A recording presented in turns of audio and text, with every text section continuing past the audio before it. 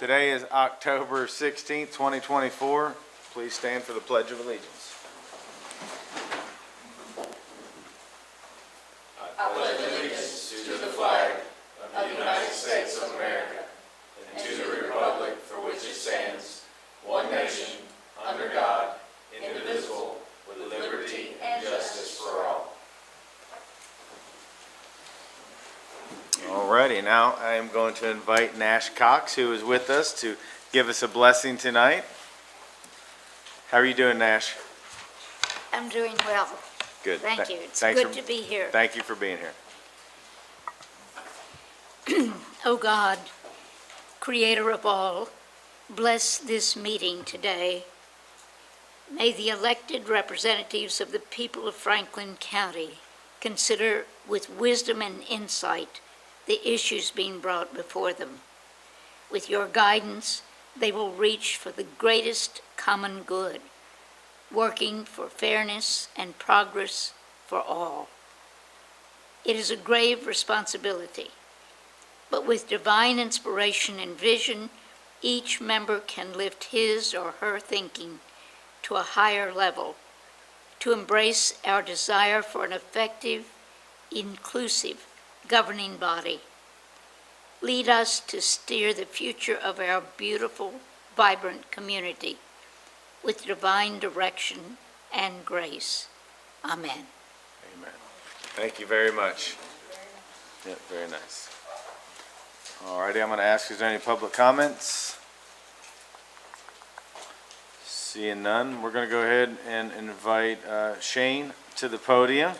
We're going to start right off with you, Shane. I didn't know I was going to get to be first. I know, look at that, look at that. So Shane, why don't you tell everybody who you are, and after last meeting, you know, there were so many discussions about broadband, this, that, and the other. It's pretty much what Shane does for the Bluegrass ad. So I thought he'd be a good person to come in and kind of just talk a little bit about where we are in the process. Thank you, Judge. I appreciate it. My name is Shane New. I'm the Deputy Director of Bluegrass Area Development District. I'm also the Director of IT and Information Systems and GIS there at Bluegrass Area Development District as well. I'll take care of that department and section. Been working with broadband and on broadband for several years. We've been trying to accomplish it. And over the years we've had situations where there was no money and plenty of time to do this. And in the last little bit, there's been more money and not enough time. And so things have obviously changed quite a bit. Hopefully they'll be, by the time this time next year, a few more years from that, we'll at least have kind of committed. Most of the places will have something going on to get broadband out into all of our rural areas. So we've been trying for a long time to get it out in the rural area, and we're excited about what's happened with round one, round two, and with what's coming up with the BEAD program as well. So be happy to answer any questions and go over kind of what is available. And then, Judge, I guess I would just kind of ask you if you have any preferences of what we kind of discuss. I'm more open for questions than anything else. And that's good. Can you talk a little bit about, I personally think there's been confusion with the pre-qualification and who did it and those dates. I think everyone kind of got in a hurry, and then I think everything's, to me, is just sitting right now. Yes, sir. Pre-qualifications ended in September on what they had applied, and really that was just the initial application for the folks that are going to apply for a grant to put in. And in most cases, and almost 99% of the things that I'm aware of, all of that has been the ISPs that are doing those putting in those applications. The only reason that you would put in an application as a county or a city or something of that nature would be if you actually intended on running an ISP and being the actual people that would run that. So there's very limited outside of just running an internet service provider, that application on putting that in, that you would actually be out there. And so currently right now they have just ended those their first round of that, getting people on the qualifications for the pre-application. And my guess is there's nothing actually laid down now that's nailed down, but my guess is that they will be putting in probably at the first, around January or something before they could ever even start accepting applications from the internet service providers that is out there. And, so when we get questions asked to us from fiscal court or from local jurisdictions, what it is that you all need to be doing right now and what it is, it's hard to make recommendations, quite frankly, on what you should be doing, the truth of the matter is. Because most of this, 90% of it, is in the hands of the internet service providers. So most of what I try to direct the local folks to do is, is to be supportive of anything that's kind of coming your way on what the internet service providers are coming to you with and what they're presenting to you as their proposals and stuff like that, sharing with you. When you look at the applications that's coming out, the real only thing that we have that gives us guidance on what is coming up is kind of the scorecard that the state has put out there. And basically they've got kind of a 100-point system that they have put out on what they're going to do for the applications. And I've actually got that. If you want, could I pass it around, Sure. Judge? So Yeah, that'd be everybody good. can give out a copy of that. Sorry about the printing on this. To get this down to one page, it's kind of hard to get. Yeah, thank goodness I got these glasses nowadays, or I wouldn't be able to see it at all. But there's really only one item in here that I think that you all have. Obviously, counties, fiscal court has an influence on any of this. You're going to have the ability to influence it to some degree, obviously. But that influence really a lot comes down to one item on this particular part, and it still kind of isn't even on the internet. It isn't on the county or the jurisdiction to, at that point even, it's really on the internet service provider to come to you. And the total of the points that are on here, there's only 7 points that is set aside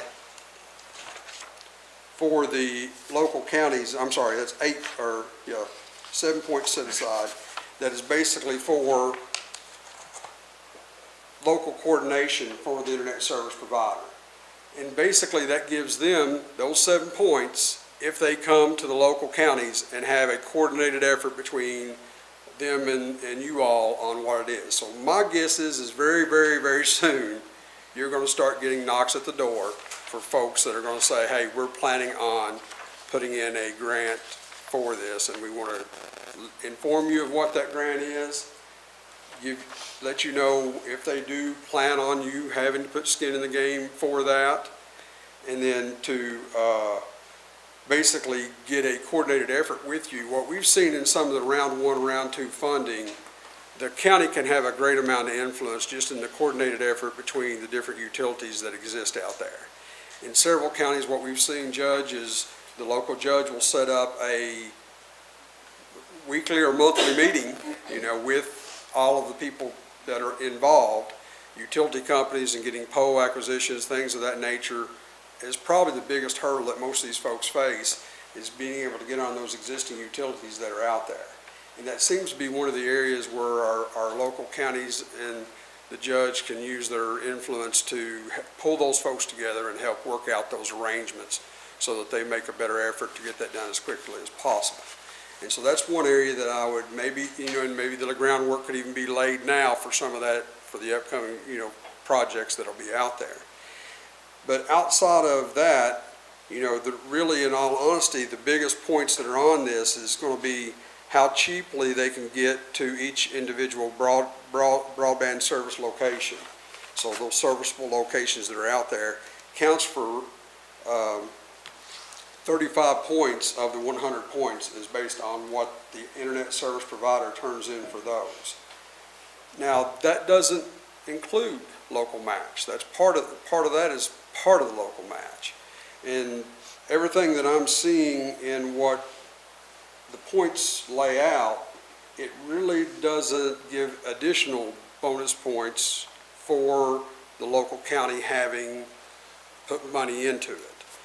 That doesn't mean it's not a good idea. I wouldn't say that ever. I think that any time that you show, that you have skin in the game, essentially, that's a positive for when people are looking at this as a whole, especially when it comes to our state agencies looking at those things.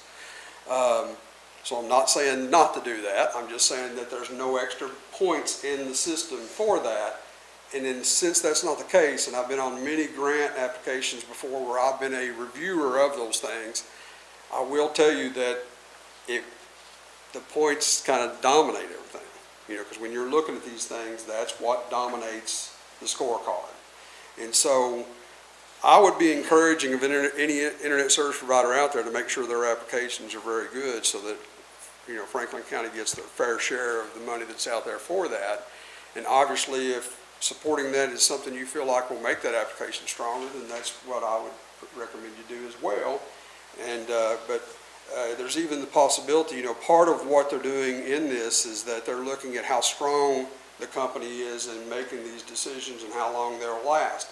One of the concerns that I have is how long will the maintenance and stuff be updated on this? I live in a rural area. I know how that's happened over the past. We had internet service providers come in and they provided dial-up service, in some cases fairly early on, but it wasn't able to withhold what it needed to long term. Now obviously if you're putting fiber in to these locations, a lot stronger. It's a matter of it's going to last. There's not a lot going to come along that's going to make it outdated very quickly by any means, but the equipment you hook up to that could be outdated. You know, the fiber itself will still be good. It can withhold anything that we've got on there. So the main things on it is the broadband serviceable locations, the cost per pass essentially, and then the availability, the affordability of your 1 gig and 100 megabits per second speeds. So these are the things that are given. That first one's 35 points on how many they go by and what the cost is per customer they essentially go by. And then the other one is 30 points for what the cost is and the affordability of the 1 gig service and the 100 megabits by 20 megabits service on there. The third one is actually the fair labor standards. And on down the list is where we get to the local coordination, which they give 2 points for evidence of 1 engagement with the locals. They give 4 points for 2 engagements, 6 points for 3 engagements, and 7 points for 4 or more engagements with the local community. And how they prove that and what they do, I'm not real sure. I'm not real sure how exactly they're going to prove that they had those engagements. But obviously they're encouraged to do that, and I think that, you know, that's, in a lot of cases, that 7 points will mean a lot to them, and they're going to do their best to get that. And they also know that a lot of it is once they are awarded, if they are awarded money by the state broadband office for this through BEAD, that engagement with you all become extremely important at that point in getting it accomplished. With the BEAD program, it is a 4-year window from the time that they actually have the signing to the time they have to get the work done, with a 1-year possibility of an extension on that. So yeah, we're still looking at a good little ways down the road before we can get everybody service, you know. And so there's a lot, unfortunately, it is a lot of time, and there's a lot of things that have to take place, and it's slow. Even in the areas where, you know, one of your neighbors, Scott County, has been very fortunate to get an NTIA grant very early on in the process. I'm thinking it's probably 6 years ago that all kind of started out or more, you know. They're close to getting things done now. They've had a lot of success, but if you talk to the judge over there, he'll tell you it's been a lot of push too. It's been a lot of hard work and effort to get them to that point. And there's still tasks over there to do. There's still things that they have to do that they need to get done. So is there any questions that you have? Yes. Judge. Yeah, Shane, thanks for being with us. Last time you were here back in spring, we went through the mapping process to look at that before any of the scoring criteria came out. Can you explain a little bit about, we were looking for underserved, not served at all, yes, and at the time there was a thought that the economic of the residents and the availability to any services would impact the scoring criteria, and we thought that we would have a very good opportunity given some of our dynamics of our county. Has that weighed into this very much at all? And how did our final mapping turn out? How do you think that relates? Well, the mapping's a little bit of why there's not a lot going on right now, as you know, too. Part of that is it is a bigger task than most people probably realize. My understanding is that the state is actually right now trying to get some of that wrapped up and some of the information from that put together and piecemeal together, because they've got things from different sources and things like that. And so they have not yet submitted that to NTIA for review. So that's a little bit of a holdup. I'm definitely not going to criticize anybody in that, because we did have a lot of experience with that. Some of the holdup may be because the area development districts might have given the data a little bit different in one place compared to the other. And in fact, I know for a fact that inside my district, we got back information differently from almost every source that we utilized and that we had on there. There was obviously affordability is a big part of what they want to try to make in this, also in the equity of things and making sure that everybody has access to it and the ability to get that. And pricing is a portion of it, and that's why it rates on that affordability is a high rating on this. If you look at that 30-point factor on there, that is one of the things that's going to be in consideration.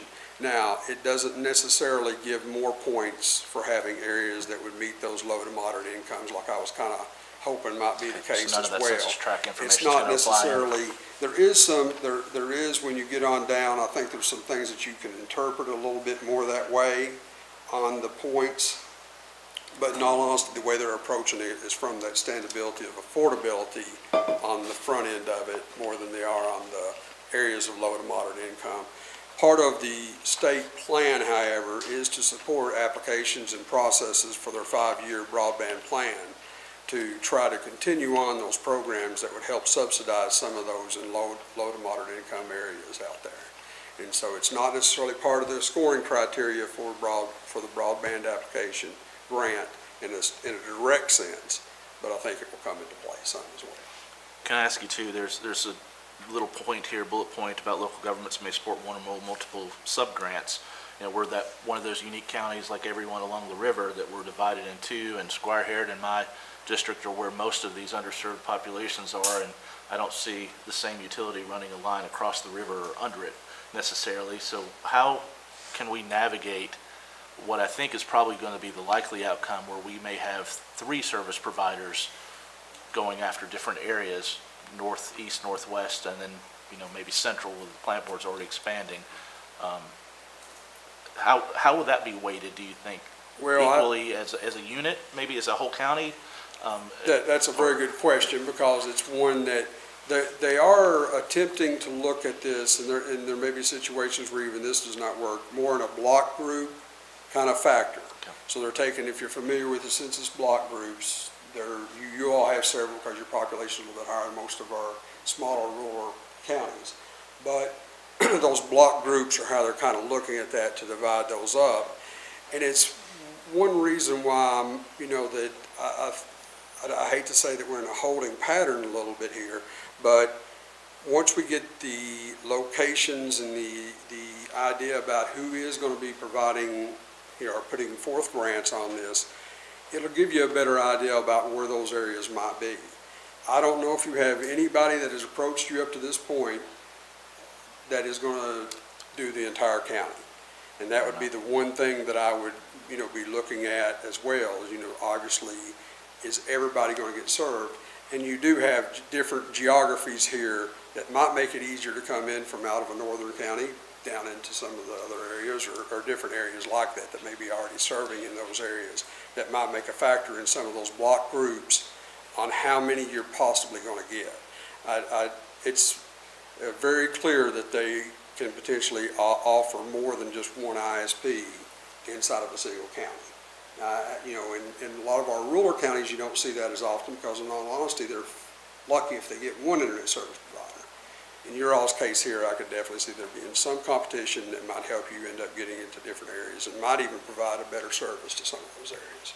So I'm thinking it's important maybe for this court to start thinking about how we navigate managing all of those entities as one, right? And that's going to be our biggest role, in addition to some financial outset potentially. Yeah, that would be okay.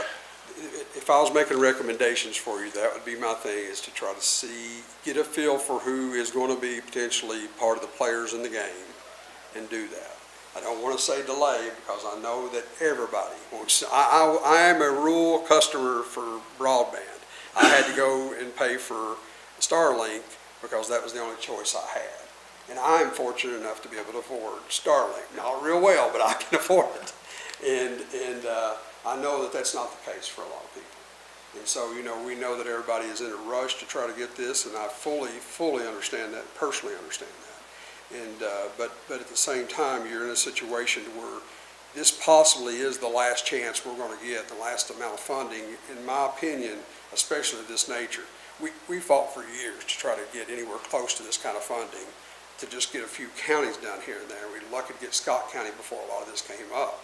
You know, that they were able to fight, they went in there and fought and finally got it. But they were fortunate to do that and had to pay a consultant pretty good money to come in and help get that grant, you know. Squire Sebastian. Yeah. And so. Thank you, Judge. Oh, I'm sorry, I thought you were I'm done. sorry. Yeah, go ahead. It's okay.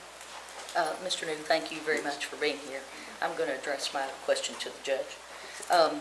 Judge, I know at our last meeting, you had said that some potential providers had reached out to you directly, and you said at that meeting that you'd be happy to share information with the court from those providers. So do you know at this point what the universe of potential providers for Franklin County is? Yeah, so I mean, I do you talked, have like the pre-qualification information? the state wouldn't give it to me. So I know of two, you know, that the third one that was talking to me was about a totally different thing. They came in and talked last week, but I was about Connect Kentucky. It was mostly about the internet to municipalities and things like that. It had nothing to do with residential. I called the state office, and she said she's not able to give that information out, but she said there's more than two providers that have put Franklin County on the applications. So we haven't had providers that have pre-qualified for Franklin County. All of them, I'm assuming, I'm intuiting from what you're saying, they have not reached out to us, to Franklin County. Two have. Two have. We have a meeting next week with one of them, and the other one said they're not ready to come and talk because they're not there yet in the process. So when they say they're not there yet in the process, what's that mean? Well, this is I'm all gonna just, speculation. yeah, I'm trying to speculate too. I'm trying to. Yeah. Exactly, fully think we're understand. I'm not an Figure internet that out. person, yeah, I mean, she just said we're not there yet. My speculation on that Okay. would be possibly, one of the simple facts is that the map is not 100% complete. Now, if I was an internet service provider sitting on that, I would go with whatever data I had in hand and assume that's going to be correct and then adjust from there, right? I mean, but truthfully, we don't know for certain what's going to come out of that on the other end to have that map. And once the state gets done with that map, then they have to provide that to NTIA, who then is probably going to take a minimum 60 days to review and get that submitted, so that locks in what is going to be eligible and what won't be eligible. Now, I don't know if that's, all that's holding them up or not, or what the process is, but that's at least one speculation on what could be the potential holdup on why they don't want to meet right yet. And anything else would be speculation without regards. Go ahead, Squire. So without that map, are you saying that service providers would be just speculating? on Yeah, what they, could and and I would couldn't do? imagine, I would imagine if I was in their shoes, I would be taking some applications moving forward. Now, these folks have several of them that are work across the state. They've got this system down pat on round one, round two. This is going to be very similar to what they had to do on that. So they wouldn't have to make much adjustments, but until they're probably ready to talk about that, especially if they're, looking at potentially asking you all to put skin in the game, they're going to want to come to you with their best proposal, I would hope, before they try to come in with something that may not be even eligible once they get to the point that the numbers are actually out there. So going off what you just said, with having some areas, people moving ahead already,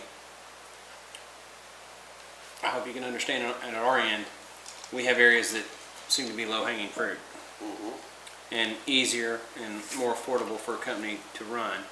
And then we have areas that are not. And then when you have that low-hanging fruit gone, it's less likely to get a more affordable deal on the others. Yeah. And when you split them up, I feel like it hurts us. So We need the map drawn. That's been, yeah, I understand, I 100% agree that it needs to be as soon as possible, simply because you're gonna have that. And we've noticed that throughout the districts over the entire period. Literally, in some places, we could show up and say that we're gonna put together a plan, and you'd start seeing things happen quickly because they thought there was gonna be a plan coming, whether there was or not. In some cases, we didn't even have to end up doing a broadband study because those folks went out there and got the low-hanging fruit. So we do know that's possibly what's going to happen. Unfortunately, it's the wheels on our side on the government's moving a lot slower than it needs to, but unfortunately, I don't know if it can move any faster. Sure. We had to go through the plan, there's been criticism actually federally about how slow BEAD has been moving. A lot of it is bureaucratic, but we had to do the initial plan, and all of that was the way the direction come out from the federal government to get that done. And I think the plan is good, and I do think it was necessary to do a lot of this. And I think we finally got a map that you can actually use. It's not 100% perfect, but it is the best I have seen in 20 years on what has been mapped on broadband. And we've taken several stabs at that. You being in the GIS. That's right. You can understand it more fully than others. Absolutely, and I'm telling you, this is much better. It's not perfect, but it is something that I would have confidence in giving to people to make decisions off of. And quite frankly, I have not seen a map on broadband up to this point that I could do, that I could say that same thing about. Well, after learning all this tonight, I put a little something together. Just, broadband is the top of my priority as I've been campaigning in the upcoming election on November 5th and 4th District. Numerous constituents have told me it's a need, not just a want, just for day-to-day life. So with that being said, I would urge the court to put a valiant effort to select the best provider for Franklin County and not rest until the underserved are serviced. And I understand that with the map not being there, it's a little harder to do, but I think we need to work as hard as we can to get after it. I don't have much to say. I haven't heard a whole lot, and I try to digest all that, but I have the same concern that Squire Blackburn has, that it ought to be all or nothing, because if you're just going to get the low-hanging fruit, for lack of a better term, you're going to have people left out, ain't never going to get it. And so I'm sure y'all are working on that, and I'm not the only one that thinks this way, and maybe I should keep my thought to myself, because my district's fairly well covered. Actually, if Hickory Ridge gets it, it'll be almost everybody that wanted it. And I just see a lot of people getting left out if we're not careful. I live 7/10 of a mile from where it's at. I can't get it. Well, the guy calls I mean, me personally. the guy that calls me every day lives 150 yards across the field, and he can't get it. I understand. But, Squire Wisman. I think it's going to be just really important that we keep on top and know, Judge, you got to keep us informed of who's having conversations with us, because it's going to be about, there's some discussion in here about letters of support specifically from the magistrates, judge, executive, and otherwise that are going to be graded in this criteria for scoring, that we need to know what areas are moving, where there's interest by ISP utility providers, so that we can ensure that everyone's covered and not just the areas that are easiest to get to. I'm going to be, almost 800 of the 1,100 that are underserved are in my district right now, and I'm going to be certain that those far areas are going to be covered equally by the same provider if they're going near there. But at the same time, we already have fiber run by 2 separate ISP providers on each side of the river into downtown, I know, so I assume that there's going to be some different interest by those parties to serve those areas that they're already established in, even though they're not providing service currently.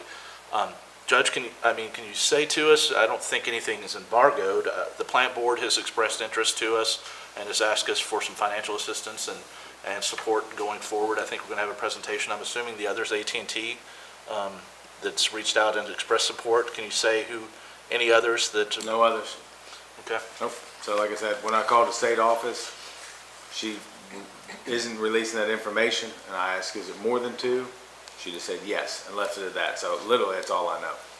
And there has been really no deep discussions with that second one. It's just, I know there's been, hey, we might be interested. That's literally it. So that's where we are. So we truly won't know until those entities come forth and say they're putting in a request for this funding to do this job, right? Unfortunately, that's kind of where you're at. I don't know if they have any plans at the state board just to publish that list of folks that are on there, and even if they did publish the list, would you know are they applying for your county or not? You know, or if they've made mention of whether that's the particular county that they're doing. Yes, sir. When would, with that being said, with us being, I mean, like I was looking at this point system, 7.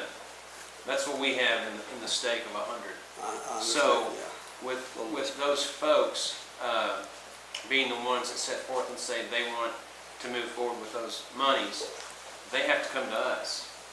When is a realistic timeline, do you think, and I'm not talking about a date, but I'm talking a sequence of events to when that map is completed and all service providers have enough information to come to us and say, hey, we got one, because we can't wait forever. But at the same time, we don't want to be imprudent and move faster than what that schedule has been allowing.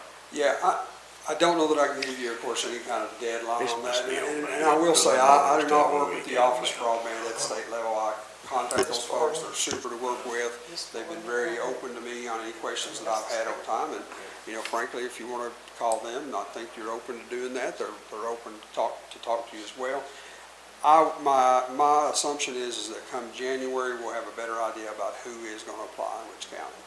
And, you know, that's when the mapping should be done, and my thoughts are is that the state will be releasing some of that information, and let some of that information out at that point. And then I suspect that they should be approaching you very quickly after that date, because that would be in their benefit. If they expect to be competitive, they're going to want that 7%. That 7 points, even though it may not sound like enough, it might be the tiebreaker. Shane, the mapping that we did, we you know, some of us vetted some of our areas. Is there a not necessarily an interactive site, but is there a place where our residents can go and see, you know, that their address was mapped as part of this and as underserved or anything, just so that they can, in the interim, while we're in effectively a holding pattern, that we can point people to, you know, sort of see some of that? Yes, sir. I think it's still out there. I apologize for not having that I will send that, Judge, if it's okay. I'll send you the exact link, but I think you could look it up under the broadband, like under the NTIA or under the state broadband office, should be able to point you If you to could some send of us, that mapping. get us the that's out link, there. that would at least be something that I could show Yeah. residents like you. We know you're underserved or have Yeah. no service opportunity, and Yeah. at least to verify some of those as things come Yes, sir. forward. So. So they can see that they would be eligible for part of that in the future or something like that. Squire Harry, you had a hand up? In your opinion, do you think if we start showing a little interest as far as matching and putting money out, that will speed up the process in any way, shape, or form for people coming forward to Franklin County? You know, I don't know. I mean, obviously, anytime money's put out there, it's going to capture a certain amount of people. You know, it's the whole honey out there a little bit. It's going to capture the fly. But at the same time, I do know that on this, there's no direct number that correlates to the locals having skin in the game, and I do know of counties that are being able to get promises. That's different than a contract, right? Right. That say they're going to do the county and they've not got a dime into it. Now, I really think a lot of it goes back to what you're talking about with these places that are really remote and hard. To me, that's where the county money can come into play at more, is when you can get under contract, get that guarantee, right? It's one thing for an internet service provider to come out here and say, yeah, we're going to provide internet service to your entire county in a fiscal court meeting and not have a contract where they've signed on the dotted line that says they're actually going to accomplish that. So that may be an area you want to look at as part of the overall thing, you know, is that assurances. Now, one of the things that the whole state board office for broadband was put together for was to assure that this grant money was not misspent, and that if they put forth money and they said, we're going to cover this amount, then they made sure that they cover it. And if 5 or 6 years down the line, they're not keeping that up to date or whatever, that's still an area that we can go back to and hold their feet to the fire on. You promised this, you've got taxpayer dollars to do it, now make sure you're doing it regardless of whether the county has money in it or not. You know, a lot of what their contract is with Bede, though, is to serve a direct, single number of people. To me, if you put the skin in the game, it may be to go beyond that and to make sure that you have some kind of clause in it that makes sure that every household in the county has service to them, and try to reach those ones that are not going to have a possibility of getting it once you grab that low-hanging fruit. And it's going to cost $10,000 to get out to that one place. They're never going to see that any other time. I just hate to know it takes 6, 8, or 10 years to get. I know, and I would love to be able to promise you that this will be done, if you signed a contract today, that it'd be done in 2 years, but I flat would be lying to you, sir, if I told you, I told you that. Shane, would there be any, I'm thinking sort of theoretically about, I'm coming up with some issues in my district where water was not run 30 years ago, and now I'm having those roads develop and people buying in the area, and it's becoming more popular. The sort of the same instance where we may have unpopulated areas currently, or where there's not an active resident living to be counted in the mapping for this formulation, but has that been any consideration in any of the districts you've seen working to think about future growth? I haven't. Well, I hate to say that we have heard it brought up in a couple of the different counties as part of the discussions we've had early on with just broadband in general, when we were doing regional type projects and things of that nature that they have wrote into it. I want to say that one of our local counties, had requested that as part of their, that not only would they provide internet service to the existing customers that were in these areas, but make sure that there's provisions that if that got developed on, that would still be able to extend out, at a certain distance, that the internet service provider was, of course, reasonable for them to actually make money off of. So there has been provisions that I know was discussed. I don't know that I could say that I've seen it in the contract, but I assume they probably put it in. But that's a since potential I'm thinking for a contractual thing that, if Absolutely. they adopt an area, they agree to service all residents of that area into the future for the next 25 years or something. Yes. As a mandatory part of our buy-in. I think that would definitely be something, and if the county puts funding into something, that would be a provision you want to probably make sure that it's in there as well, because I think that's a very smart way of looking at it. Squire Tanner. I'm gonna put you on the spot, and you don't have to answer this question if you don't want to. It's just, it doesn't change anything, just for my information. Under this initiative that's going on right now to put broadband in every county within, let's just say, Bluegrass Area Development District, what percent, how many have been added on since this has been going on? Or how many percent, however you want to answer that question. Well, under the BEAD program, of course, none has been, because nothing's been actually issued. No. How long has it been going on? 2 or 3 years? But for round 1 and round 2, those things are starting to roll out really fast now. So, customer-wise, how far down the road are we? We got 10, 100, 50,000, 2,000? I don't know that I would know that number offhand on how many directly related to round 1, round 2 that actually has been progressed or been put out there. I will tell you that either as a result or either directly or indirectly, that there is quite a bit that has been rolled out because of this coming up, some of which relates to that low-hanging fruit side of it. Because people knew they were going to lose. If they wasn't going to get it by the grant, they were going to get it the other way. And so some of that has been picked up because of that. We're seeing quite a bit of things starting to roll in several counties where it's done. Scott County wasn't directly by round 1 or round 2. It's the NTI grant before that, previous to any money really being put into it heavily. But Scott County is really close to being, they're probably at 80% coverage now. When they started out, believe it or not, Georgetown was probably one of the few areas that had really good coverage. And I think that 2 miles out of there, the judge lived real close to that and didn't have service. So they're within they're at 80% now full coverage for their county roughly. That's what my estimate would be. But they did that on their own, is that what you're telling me? No, they did that through an NTIA grant, which essentially is, these grants that are rolling out with BEAD are all being controlled from that NTIA, same federal agency. It's been extremely slow. There's not been as much that you could attach directly to this. But round 1 and round 2, in my opinion, have dramatically changed the amount of coverage that's going to be in there. Yeah. And with this last step with BEAD, I'll be honest, I have a very positive feel that we're going to have a 90+% coverage of the broadband. I just get nervous that the time frame is not very defined. Yes. And, best of my recollection, and this could get way off, a few years back, didn't the state put a lot of money into getting broadband everywhere in the state, and they finally give up? No, it was, a lot of people felt like it was broadband out to the entire state. Well, with whatever our it was, it Kentucky wasn't. Wire. Yeah, they took it where they said they were gonna take it, but it didn't get out. A lot of people looked at that as the last mile. That was actually a middle mile project. I was disappointed with where it did go. I would have loved to see it got out more into the rural area and have more impact on that. But really the plan, even though it was maybe it cost more than the funding was set aside for it, and a lot of other things we could talk critical about it, in the end they actually went where they said they were going to. Unfortunately, it just was kind of misguided that they were already in places where the broadband was already at. It increased the competition. I'm not saying it was a bad project. Oh, I'm not overall, either, I don't know. But I think I know that people the general- definitely didn't think they were getting what they got, what they end up with. I said some here. I'll agree with you. I sat through some hearings that this General Assembly was disappointed in that project. I'm not speaking Yeah. for them, it sounded like it. Yeah, I will agree with you that it sounded that way as well.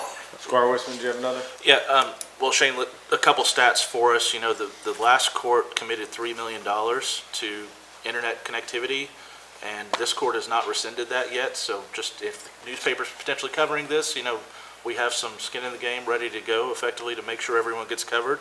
Our first round, I believe I have the number correct, that the plant board is expanding to 863 residential addresses. And another 1,100 are unserved at the current. I think it's like 1,101 or something like that, if I have those numbers right. So just to put that out. But I'm wondering, sort of financially, your thoughts on, you know, there were some communities that covered almost their entire county in round one, and put some contribution to it to make that happen. And my understanding, the BEAD program, the initial thought for it was to cover everyone else, to put the money toward it that couldn't get it, that was the low-hanging fruit, right? The easy things to get to pretty well seemingly got covered in the more metropolitan areas in the first round. And this round, is it still my understanding that the focus is really about that direct connectivity to every house that's remaining? Yes. And it's going to be heavily weighted on being able to serve all of those. If you're going into an area, it's not just going to be cherry picking the easiest ones to get to. Absolutely. And that's my understanding as well, and that's the goal. That is the goal. And the state, you know, once again, I don't want to speak on behalf of the office by any means, but they have made it clear to me that that's what their goal is as well, is to get to every single one. You know, that's the broadband for all, essentially, is what we're looking for. And let me follow up, let me ask you, there was a component of this initially talking about those low-income areas where the connection would be directly to the house, and that there would be some assistance, potentially buying routers and even financial assistance for the billing. Is that at all part of the program now? I know it's been in part of the discussion with us even about some of our financing potentially with the plant board in round one, but. Not to my knowledge, I'm not aware of how detailed that goes into play on down to the routers and stuff for the individual buildings. I do know that in the 5-year, you know, plan document for broadband, that it supports initiatives like that, tries to encourage those. So that may be a place for us to consider some funding to get everyone It directly may be connected. another option or another live. area that you want to look at. And, you know, one of the things out there is there is additional funding. I'm not saying that ain't an area that you might want to look at going into. It's, once again, a little difficult when you don't know what's going to come out of this particular plan yet. But it might be something that you want to start looking at the groundwork of, you know, do you maybe invest in something like that a little bit as well, too. You might know more about that once you see what comes out, what's kind of expected or not expected of you, or what people are asking of you as part of the other grant rollout and things of that nature, then you might determine on whether you want to look at those Shane, we different thank you. routes. Thirst of Yeah. knowledge tonight. Sorry I didn't, wasn't as clear and concise as I Well, should have been, it's just- but no, I I do appreciate, and I Yeah. want to say that on behalf of a rural citizen in Lincoln County, Kentucky, I appreciate the folks that are fighting for those areas that are out there that are small, rural, and they don't have access to Starlink and those things out there, because this sincerely might be our last good opportunity to get those out there for those Good folks. deal. And the area development district don't want to come back 10 years from now and be looking at those areas where 15, 20 people live that wasn't able to get it Yep. done. So, All right, thanks a lot, Shane, Gary. thank you very much. Have a great evening. Yep. Hey Shane, can I have a copy of that handout? Yes. Alrighty, next. Duke, you gonna come on up and give us an update on the road department, please? Yes, sir. Good evening, Court. I'd like to give y'all an update on what the crews have been doing last couple of weeks, as well as the road department project. Of course, you know, we had a windstorm, I think it was the 27th, and it's taken us a couple weeks to get caught up from that. Been running the grapple truck just about every day. We finally got pretty well caught up on that. Had to run the chipper truck about a week there along with the grapple, but we're in pretty good shape now, so. Got our mow trim out in District 4 right now. You're doing a good job. Yeah, they Looking cleaned it good. up, looking good, yeah, I agree with you, Mike. And, we just started our leaf, pickup on the 14th. So we'll be doing that through, December 19th. Monday and Wednesdays, it's on the east side of town, and then, Thursday, Friday on the west. We got our new F-550 trucks in a little early. Got those on the 9th. Pretty good looking trucks, so. We finally got Mill Road done for that new hotel that's going in out there. May's got it paved yesterday, so it's completed and looks good. As far as the, I think Andrew's got some pictures of the progress done at the facility. It's a good looking pole. Yeah, I've got all the light poles in now, and, we're waiting on, well, there's our salt. We did get our salt delivery, last couple of weeks, 1,500 tons, so. I did have a picture that show you how big that Small airplane salt hangar. barn is. Had a triaxle dump truck in there dumping, and I don't know if Andrew's got the picture or not, but anyway, we've got all of our salt. Colston did get the paving completed for the most part, except for up around where they've got to rehab the old garage, so.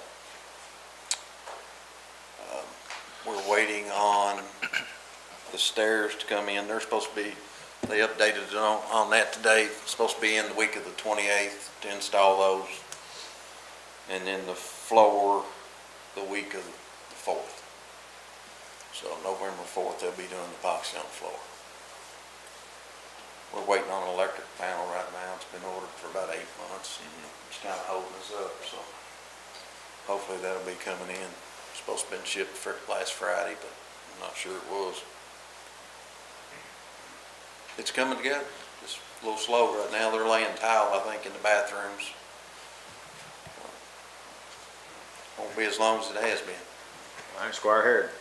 I just want to comment on the road department project. Since being assigned to the road committee, we've worked through some construction trials and tribulations that we now have control of. I want to congratulate the court on building an exceptional complex that Franklin County should be proud of. It looks really nice down there. I would also like to thank Road Superintendent Duke Wilburn for staying abreast of the construction efforts and keeping the project on track. His time and effort are truly appreciated. Thank you. Sure. What other questions? Squire Wisman. Just if, not questions, but could you comment on the collections this weekend? We've got waste tire, scrap metal, and Yeah, that starts tomorrow. from 7 to 3, Thursday and Friday, and then we'll be out there on Saturday from 8 to 12.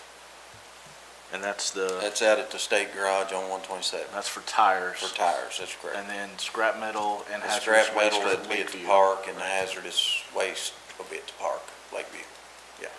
What if there was something about showing your license? I'm sorry, I couldn't find it. I was looking for it to, if you're a county resident for the hazardous waste, I think, wasn't it? I'm not real familiar Squire, I with think it's that, usually to for be the honest. tires. They just want to make sure people aren't coming in from other Yeah, states. I know Well, you no, have to tires for could the be, tire. tires could be anybody, right? It could be other counties or, Any cat. Right, just as long as it's in the state. Okay. So I think when I talked to Ally about that, she said they've instructed her to look at license plates. If there's an out-of-state license plate, ask for an identification. But that's all I know of. Other than that, I think they just take it. And I think the hazardous waste is just Saturday, is that correct? I believe so. Yeah. It's up there. I think so. Oh, yeah, there we go. Perfect. Squire Sebastian, did you ever hear? Oh, I'm sorry, I thought you. No, wow. Oh, I welcome everybody to come to the first district and take care of your tire problem, because I hate picking them up off the side of the road. yeah. Squire Just Tanner. take- I just want to back up what Squire Harrod said. I've been on the road committee, and there's been some up and downs out there, but it really looks nice out there now, and it's very, almost finished. That might, I don't, you can define what almost finished means, maybe by the 4th of November, but it looks like a real asset to this county. Really it is. It's needed this upgrade for years, and now it's got it. But the question I might have is, what about the last, the skin on the building that's there now? Is that, where are we on that? You know, taking, The existing garage, yeah, the old garage. they won't be doing anything to that building until we get Till you move. temporary CO for the new garage. Probably told me that last week. That'd be about how long I can remember. Yeah, and we were hoping for end of this month, but I don't think it's gonna happen. That electric panel we're waiting on is kinda slowed us down some, so. What is our drop date for, it's December, isn't it, for Yeah, project they- completion? Yeah, but they should, I think first of the year, but I Yeah, think they're going first to be out of there by end of November, it sounds like. Let's hope. Yeah. Squire Blackburn. I've been down there, I've seen it, it's great. My question is, how do the guys working down there, how do you like it? How are things working out? How's the ergonomics of moving around and having equipment and all Well, that stuff? it's been rough for, the last year, but it's coming together. It's gonna be where I work, the headaches, so. And I think once we get in it, the guys, it's gonna be tickled. Duke, I want to thank you and your team. You said something earlier about that windstorm. Y'all did a bang-up job, and you continue to. I also see the sheriff in our audience there. I want to thank him and the first responders, our local electric companies. I think Franklin County really came to and got everyone back. I think there were 6 trees on houses, but luckily no injuries. So we were very fortunate compared to a lot of other places in this country. So, but I appreciate everything you all did to keep everybody going. So, Alrighty, good deal. Thank you, sir. Thank you. Alrighty, I'm gonna do my judge's report now. I think Andrew has some pictures up. First one was the firefighters memorial service. Never a good thing to have to attend, but I will say it's a beautiful ceremony. They do a fabulous job. Unfortunately, 11 names were added to the wall this year from people all over the state, but it was a very, very nice ceremony, and Lieutenant Governor Coleman spoke there also, so it was very nice, as good as it could have been, I guess you could say. And I was one of our firefighters there. I appreciate everything, supplying the trucks and hanging the flag as people drove in, so we should all be proud of that. Believe the next one, plant board, I had a plant board interview, and I took Ashley King, she's our new, I didn't know you had a picture of that. She's our new, coordinator in Commonwealth Attorney Max Comley's office, so she's what's that? County Attorney, what'd I say? I think Larry Cleveland will be getting a little. Yeah, sorry. Yeah, that's true. So, but she hit the ground running, and she's doing a great job, and Max could probably report a little bit on more of that at a different time, but I know she's working closely with ASAP and Max's office, so we appreciate that.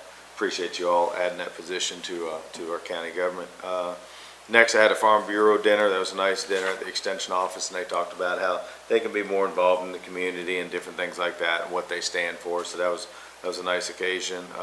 Next one was a really big one. A lot of us were there at the breast cancer lunch, and I'm going to say thank you to our county clerk, Jeff Hancock. This is a couple of years in running that he's done this. I know he lost his mother to breast cancer.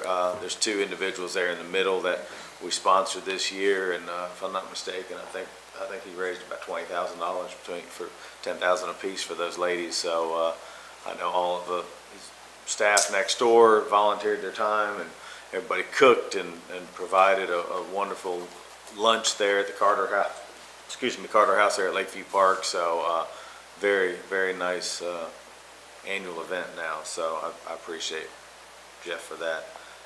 Next thing, I went to Whiskey Thief. I don't know if a lot of you know, at 151. I know Squire Sebastian was there. But Whiskey Thief has opened a tasting room in downtown Louisville. So I was fortunate enough to go up there and be part of it. So it's really cool. He said opportunity just kind of arose, and they talked about it jokingly, and then they said, let's do this. So it's always nice to see a local company expanding. That means they're doing well. So we should all be proud of that.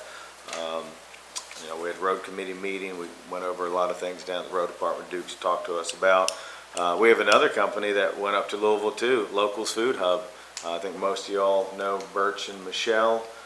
Started a great business here in downtown Frankfort, and now they've expanded into Louisville too. So my wife and I went up there the other night, and they had the soft opening. I believe the actual ribbon cutting is Friday night. So, but it's a really cool building in a cool part of town. So we wish them well and luck. So they're hard workers. We appreciate them. Did some weddings. I don't know what that, 4 or 5 weddings. It's been a bunch, but it's cool weddings. So those are always fun. Next, there's a wedding there. Yep. And then next, I know there's been a lot of talk about this next project. We approved the fence down at Benson Marina during our budget season. There's some of the gentlemen from Shuck Fence Company. So we had a lot of calls. There's a lot of chatter. Everybody's worried that we're going to close the gates at night and certain times of the day and things like that. But that's not the case. We as a court talked about that during the budget season. One, to make the property look nicer, but then also to help control things when there's a flood or something bad that happens down there. So we will have the ability in an emergency situation to lock it, but it's not going to be locked every day or anything like that. I know the other thing we had talked about was adding some more light down there. Greg has already talked to the plant board. I believe they have 1 light that they've maybe already added. They already I have. don't think there's even going to be additional costs. There's They already added. Yeah. But now we're talking, Greg saw a big, down in that corner there, as you can see, if you look straight ahead, it seems like that's where we have a lot of people maybe doing things they shouldn't be doing. So he's going to go ahead and get a price to see what it would be to drop another pole there. So that's something we could potentially talk about at the court, but that's where that project is. Next one is a really cool one, and I don't know if Sheriff is in the audience, like I said earlier, but Congressman Comer came to Franklin County, and he gave 3 congressional awards to Shane, Ron, and Chris. Can't say enough good things, and I can't remember the senator's name out of Nicholasville, I believe, right there next to Congressman Comer. What is it? Douglas, thank you, Squire.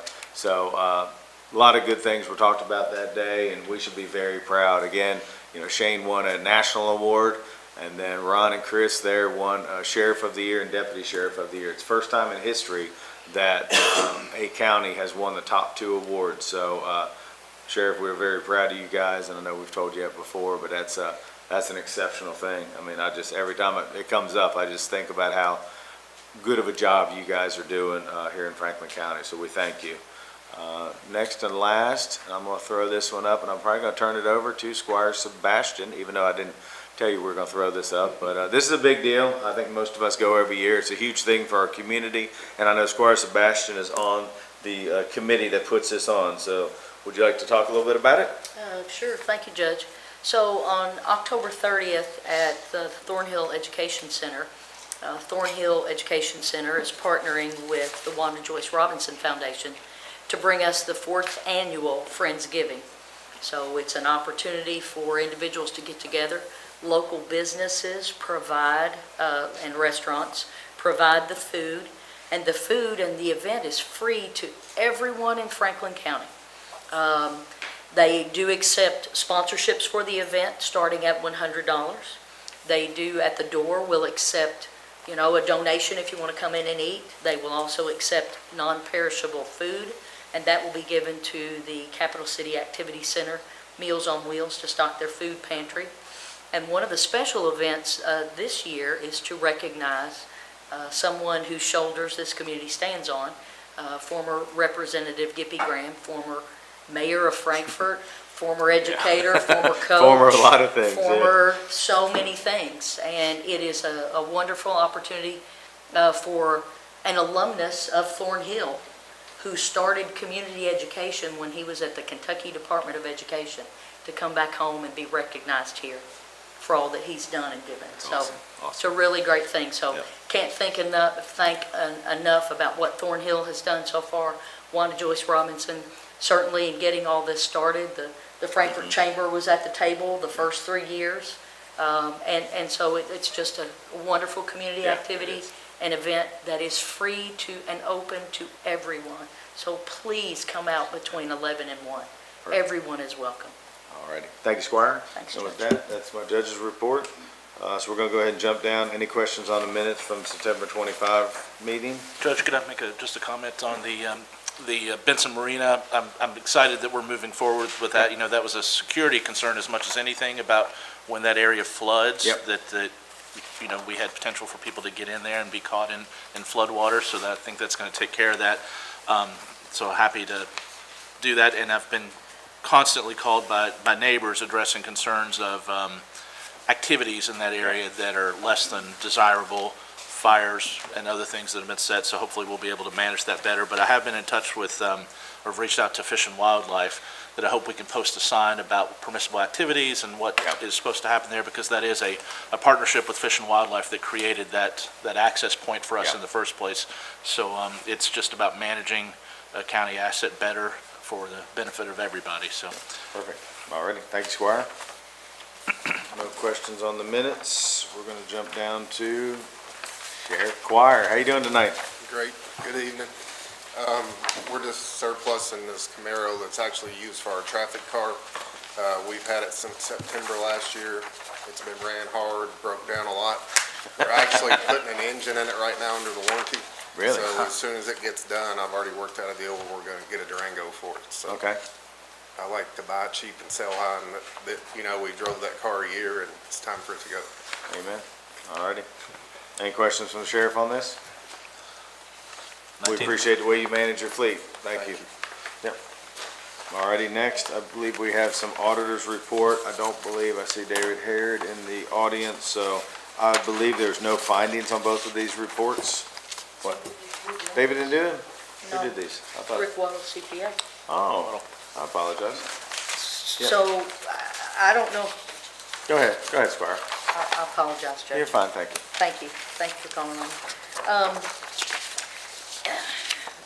In looking at the audits, I see the financial cash position of Elkhorn Water District for '22 was $272,869, and for 2023 it had gone up $311,422.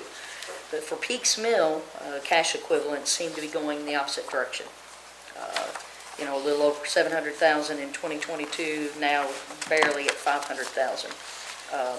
So that's a decrease in cash of almost $250,000. Yep. In 1 year. So we know Peaks Mill has an aging water system and has not had, I guess, an influx of new customers to assist, because that's what it all takes, is new customers. So I guess really as such, it's been a running discussion about whether they're going to run out of money next year. And then they've talked in the past about having 3 options since 2022 for the district: water rate increase, acquisition by some interested water provider, or to do nothing at all. So do we know, have we been apprised as a court, even though the only thing that we do as a court is approve board members? Yep. However, it is incumbent upon us for the protections of persons and properties. They are a standalone governmental entity, and they do their own thing.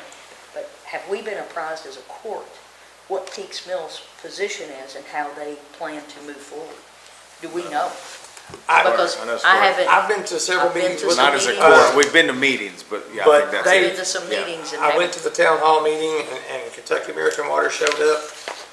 There wasn't much interest by the citizens to take Kentucky American Water on. They want to keep their own water company. They've had a lot of repairs, I mean, a ton of repairs because of the aging infrastructure out that way. GLIC, we got some grant information. I relayed it to them. They've applied for the grant. Haven't heard whether they've got it awarded yet. But as far as what direction they're heading in, no, I can't say that as a member of the court, I've been told anything.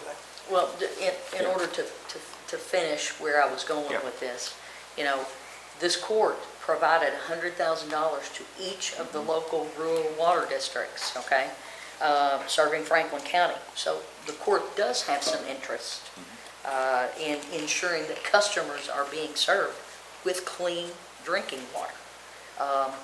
And so that, the financial situation that they're in, it wasn't something that was created overnight, and it shouldn't be laid at the feet of the loyal customers who do take care of their bills to make sure that they continue to get water. Yeah. So just for us to have an awareness, Yeah. rather than, and I don't even serve this area, Yep. but I get some phone calls from Yeah. people who are out there, as we probably all do, saying, where do things stand?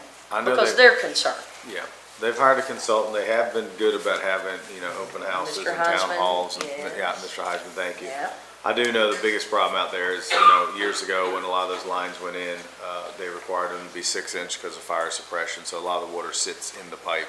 They will tell you they don't have anything to do with fire suppression, Judge. Yeah, well, I'm just telling you what Mr. they've. Harrod? Yeah, They will tell you that. Yeah. I They know will that. tell you. yeah. They are very clear about telling Yeah. you that it's not laid at the feet of fire suppression. Yep, so, there's a lot of water sitting, I know they have a lot of leaks, but no, you're right, they are hemorrhaging money. I do know at one point Kentucky American gave them a bid, it was a pretty good bid. They looked at raising rates, and then at the same time, Kentucky American Water went back to the PSC to raise their rates again. So I know there's been kind of a little juggle there. I believe they've been approved to raise rates locally, Yeah. right? That's last I heard at a Yes. meeting. But other than that, I don't know where it is. I think we're all kind of on the same page. So, The Yeah. only reason I bring it up is because the court has some skin in Yeah. the game from providing $100,000, not only to them, but Yep. to the others. Yep. But certainly to them, because they are at the crux of, yeah, they're at a precipice of where they have to do Yep. something. yeah.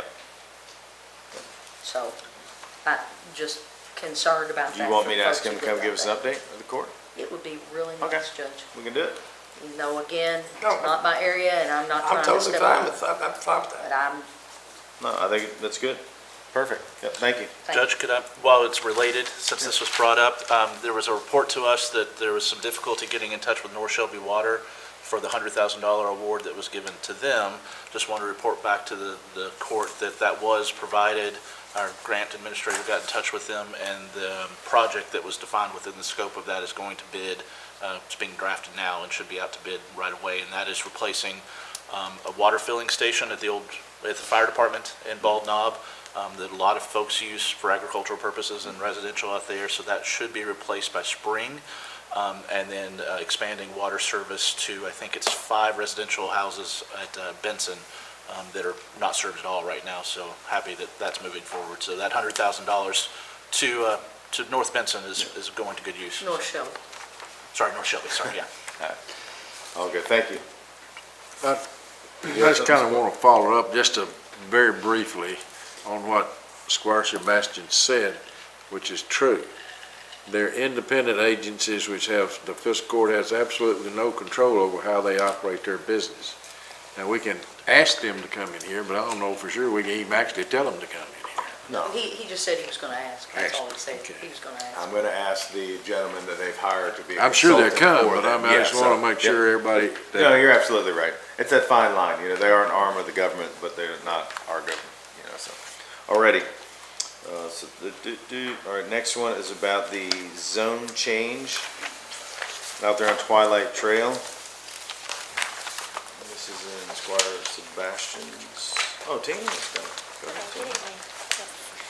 So this is the second reading and approval for an ordinance amending the table of special ordinances, Section 1, zoning map changes of the Franklin County Code of Ordinances for a 0.34 acre tract located at 1501 through 1507 Twilight Trail from industrial commercial IC to rural limited commercial CL district. The property is described in Deed Book 588, page 138, in the office of the Franklin County Clerk, and further identified as PBA map number 050-00-00-089.18. All right, this is where we start tiptoeing right there, Mr. Max. Is there any, I guess we can talk about it, so any thoughts on this? I know we had first reading last court meeting. Judge, you typically ask if anyone has called, so I'll go Yeah. ahead. if it's okay. No, that's what I was saying, it was in Thank your you. district, yeah. I- Have had no calls in opposition to this zone Okay. change. Perfect, thank you for sharing that information. Tina, Yes. you're good. Thank you very much. Thank you. Thank you. All righty, next I believe Mr. Duke's back up. Can't stay away from us tonight, can you? No. Yeah. We're just, asking the court to authorize us to advertise for sealed bids to outfit the, 2 new trucks, with beds and snow equipment.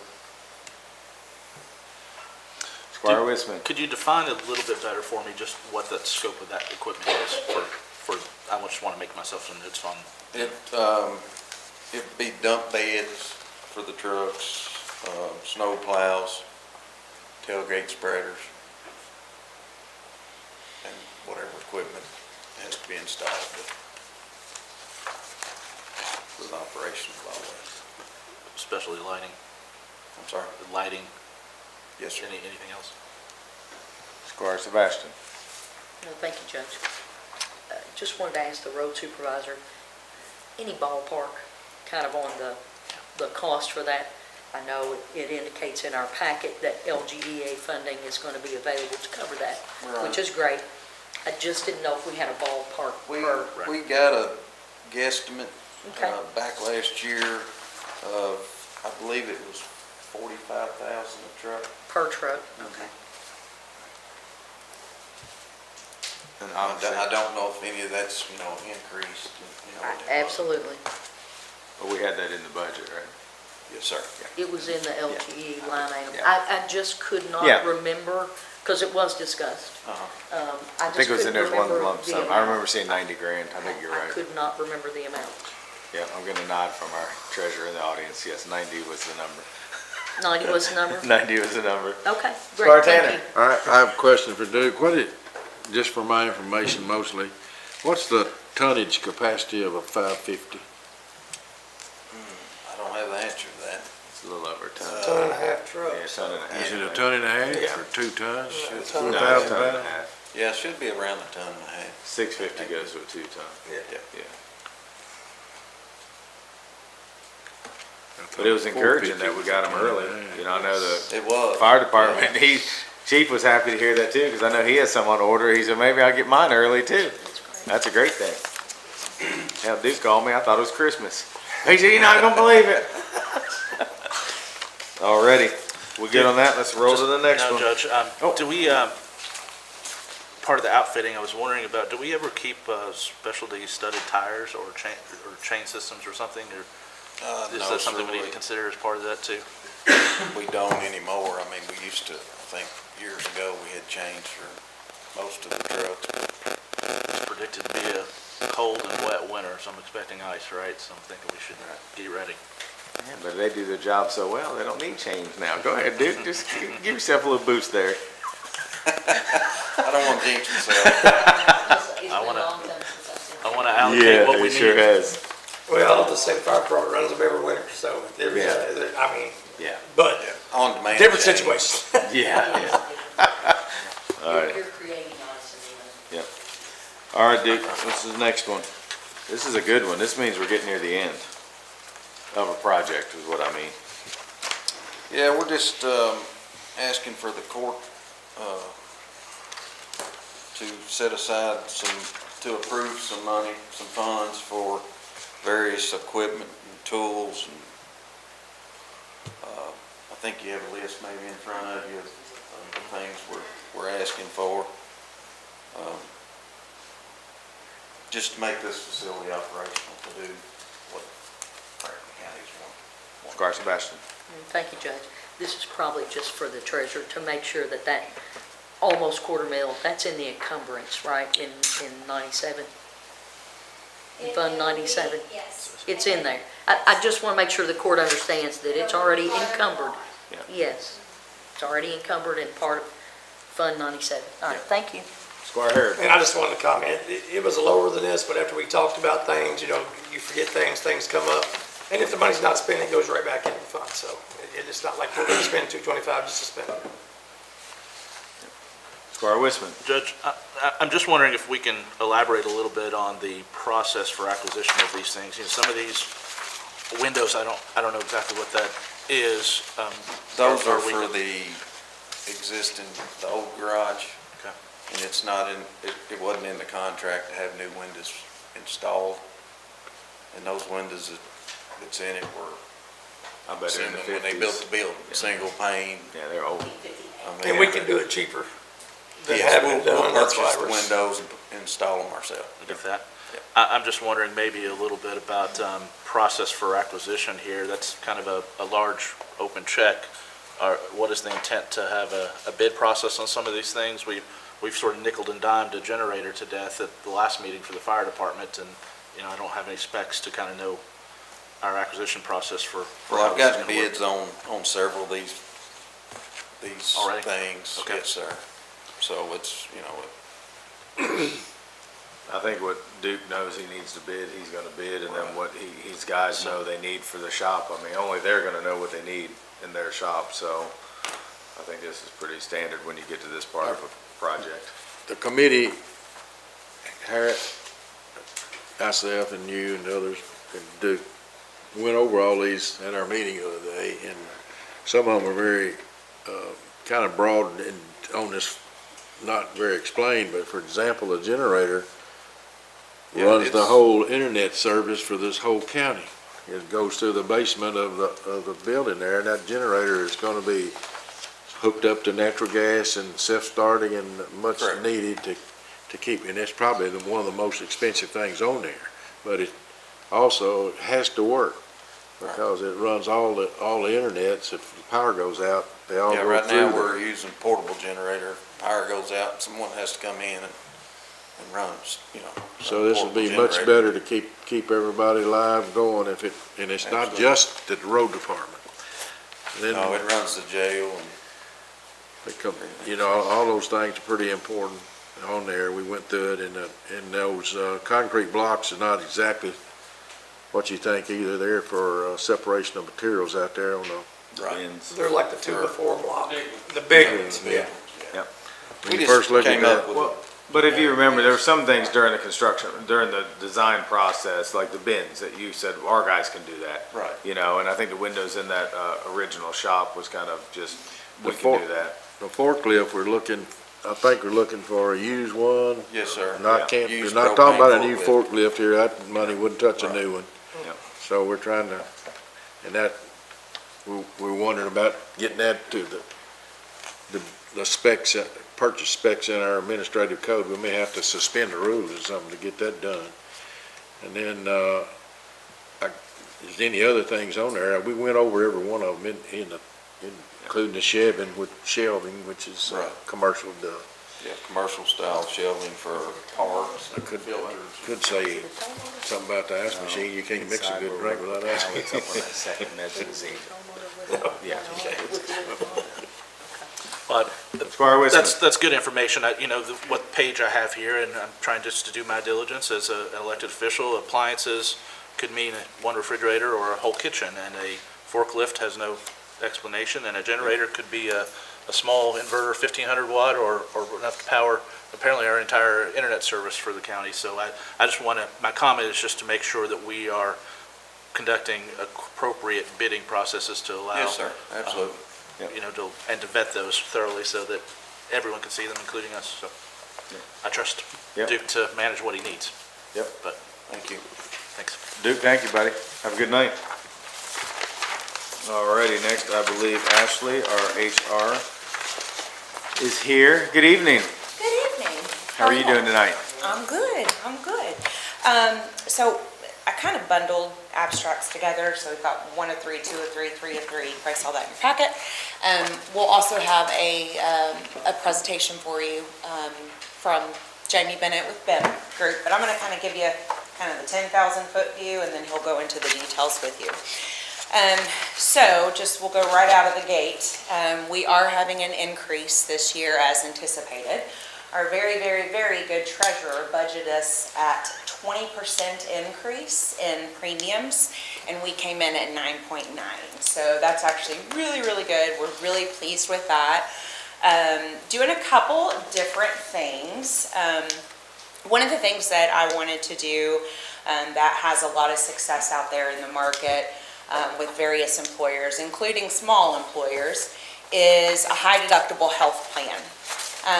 The reason I wanted to do that is because your high deductible health plan can help offset increasing premium amounts, and it's forecasted that that's the direction that we're headed over the next couple years. So I wanted to kind of try to roll this out this year to kind of get everybody's feet wet. There's a huge educational component because where it's a high deductible plan, it's lower premiums, right? So people want to kind of grab at that and say, oh, it's cheaper.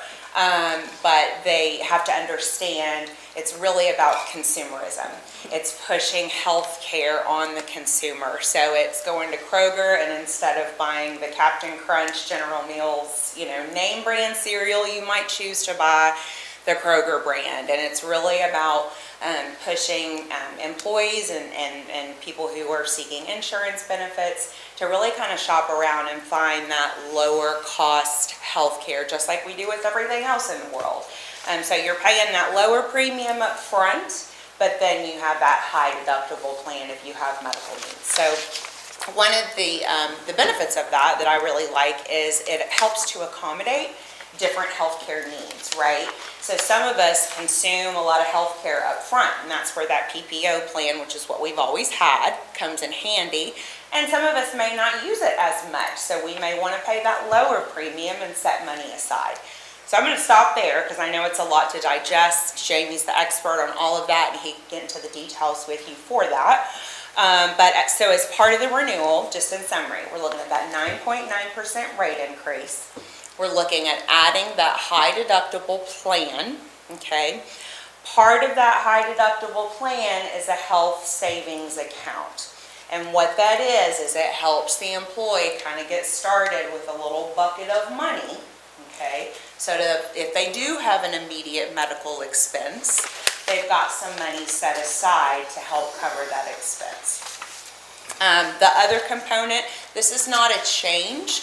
Right now we have the medical waiver program, which for some of our employees who have established affordable quality health care elsewhere, maybe that's through a spouse, a different plan, we give them a waiver amount per month, $230-ish per month.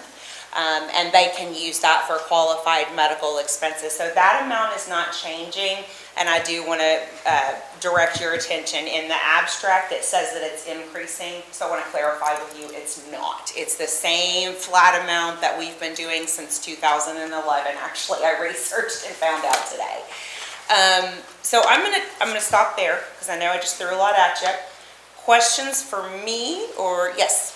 I've already heard it, Ashley, from some of our concerned employees. Mm-hmm. This is not an attempt to change or force our employees in any way into a higher No, it's an option. change. It is an option for, say, a young, healthy spouse that employees have to contribute 35% to, right, that may not use healthcare as much That's a good because they're example. fairly healthy. And instead, they are able to get a cheaper payment and have a health savings account to meet that higher cost if they want to. But this is another option being added on. In no way, Right. or personally, it's in no way an No. opinion to force our employees into a different costing system that in any way saves the court money. Nope.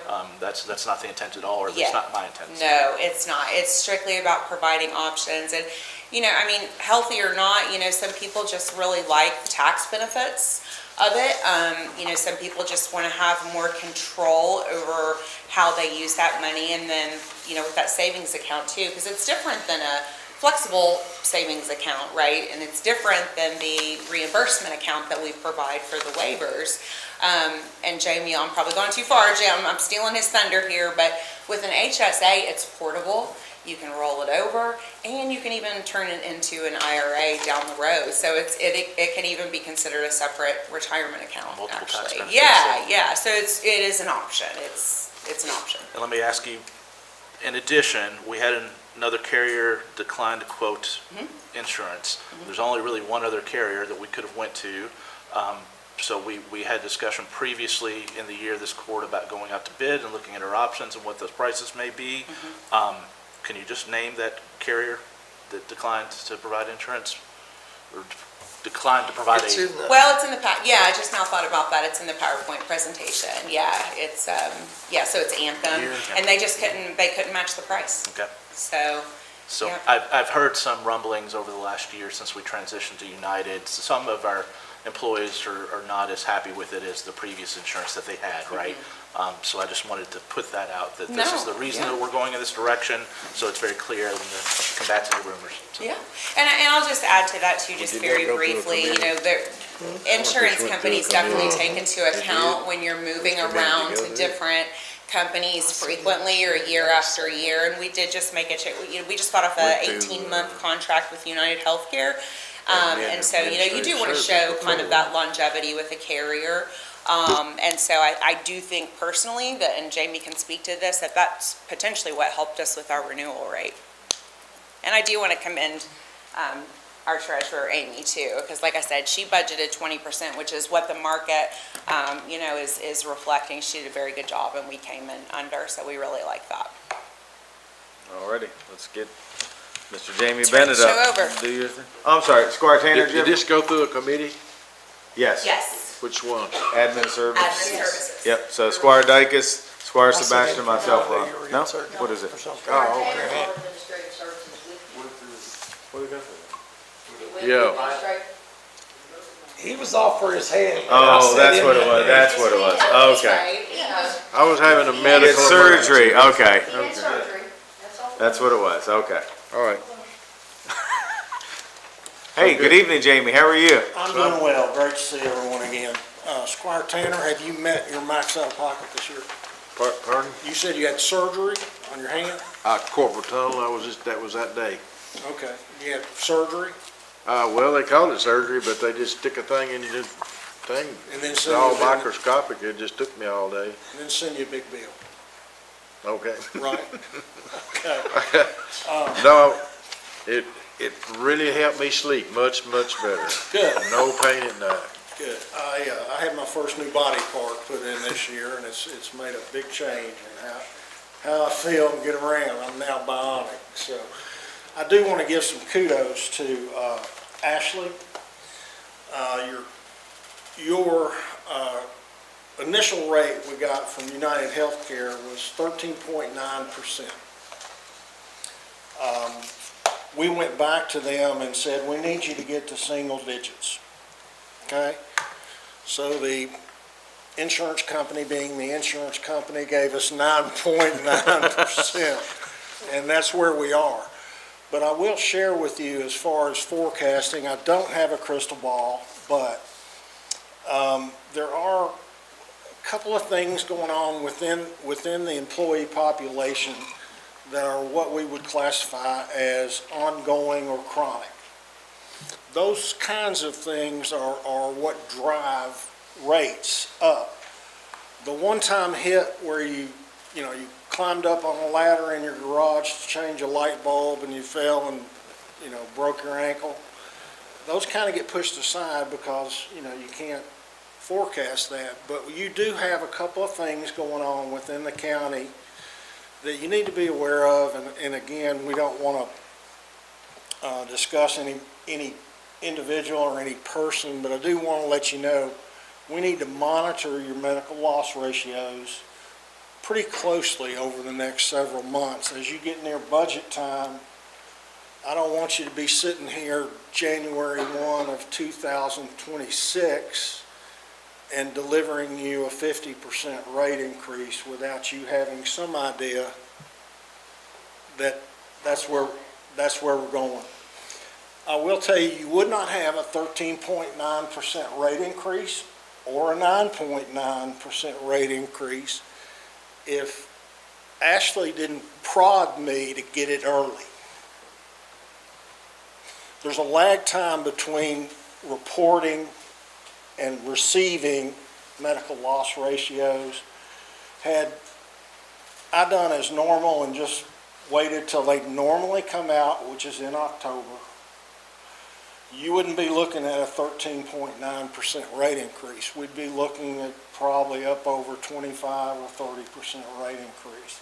That's why Anthem came back and said they could not be competitive with the 9.9 that you had on the table. Does that make sense? Okay. We got a slide show, maybe? Andrew, you got slides up, buddy? Slide deck? Yep, there it is. Okay. I'll try to take you through this pretty quickly. I know it's going to be a long night for you, and you don't necessarily want to know how the watch works, but you do need to know what time it is. So, next one. Medical renewal results initiatives for 2025. Squire Wisman, we do want to make an HSA plan option available, which is paired with a high deductible health plan. And when you hear the word high deductible health plan, you go, Well, there is some of that's out there. There is some risk, but you do have a segment of the population that might go to the doctor once a year for a checkup, and that's it. This is going to appeal to them. The key to this whole having a dual option, the key is going to be in our ability to communicate to the employee how it works, what your risks are, what you personally, as she talked about consumerism, it's going to require some personal responsibility on the part of the employees to call their pharmacy, go to their pharmacy when they're picking something up, talk to their doctor, because you do have a high deductible that also applies to prescription benefits. So if you're on a prescription that's a couple $100 a month or even a couple thousand, right now you're paying maybe $40 or $50 for it. Under a high deductible health plan, you're going to have to pay whatever it costs until you hit that deductible. So it's not for everyone, but it is for a good segment of your population to at least explore. But they have to take some personal responsibility, and that is do their research. Find out what your drugs that you are taking, if any, are actually, what's the cost? Okay. I don't want to get in, next slide, please. But there could be some fairly significant tax benefits people who choose that. Oh, absolutely. And if you, I wanted to ask specifically, if you chose that option and health circumstances changed, the next enrollment period, I would imagine you would switch back to the lower deductible. Once you're in, you're in for a year. But, and we'll go a little further as I try to help you all get your head around HSAs. The HSA can, let's wait a minute if you don't mind, Squire, but we'll get to that. We've got a 9.9% rate increase based on the current PPO plan design. Nothing changes for the employees that elect to stay with that option. Nada, nothing. Okay? Anthem, I've got the letter in there, but that basically, I hope I've done a decent job of explaining why they couldn't get close is because we got the renewal from United Healthcare, then we got a new set of medical loss ratios over the last 12 months, and the picture changed. Jane, can I just point of clarification, when you're saying nothing changes for the employees that are staying on the PPO, you're meaning co-pays, deductibles? Plan design, Right. not cost, but plan design. But paycheck deductions increase. Yes, but not significantly. But related to that, there's no changes in medical services, excluding medications? None. Anything? Okay. None. Same network, same, and again, yes, as we did move from Humana to United Healthcare 18 months ago, there was some fallout. But I will tell you, whenever you change companies, there's going to be some disruption because their networks aren't the same, their formularies aren't the same, the way they treat one prescription is not the way they treat another. So I do think some of that was early on. We had some issues with a program called Cash Care, which is there to help people with their co-pays and whatnot when they go to the physician. I think for the most part, all of that, at least my phone has quit ringing. So I think some of that has settled down. The Guardian Dental, the Guardian Vision, the basic life insurance that we provide for the employees, that is, we've got another year on a rate guarantee, no change. The same amount for the HRA benefits, and I do want to make sure that we understand that the HRAs are something, think of it as a promise to pay between the court and the employee. If you have the expense and you pay it and you file for reimbursement, you get it. Many of these employees are having 234 set aside on paper, but they never file. Or they finally retire, or they use part of it. But it's not money that's gone, okay? Everyone with me? Next slide, please.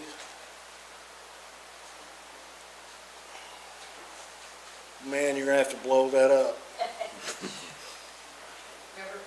I'm not sure we're gonna be able to do that. I'll try my best. Okay. What that is showing is your current plan as it is now. There you go. There's your current. There was the first renewal of 13 point something. Go down a little bit, Andrew, if you can. A little more. 13.9. So we got them to go from 13.9 to 9.9. Okay. Those rates will be for an identical plan to what they have now. If you go over to the next slide, just slide it a little bit. Okay. That is the high deductible health plan. Everybody see that? You've got a, I'm sorry, that's the negotiated rule of 9.9. Go to the next page.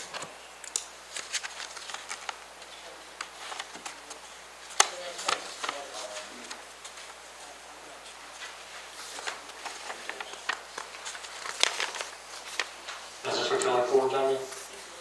Yes, Okay. the renewal alternatives. We're going to skip over the letter I got saying they declined to quote. But if you look at the next page on the far right, you're going to see the high deductible health plan. And you see that rather having a $1,000 calendar year deductible per individual, you have a $3,000 deductible that, again, it affects everything. Prescriptions, doctor's visits, the whole bit. That rate comes in substantially lower. You know, $358 versus $454. Okay, so $100 a month, $1,200 a year. Well, what can be better about that? If you'll go to the next page,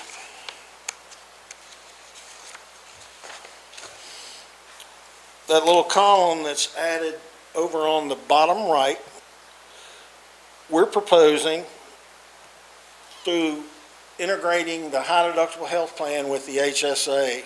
I'm sorry, this is alphabet soup, you all, I really am, but in order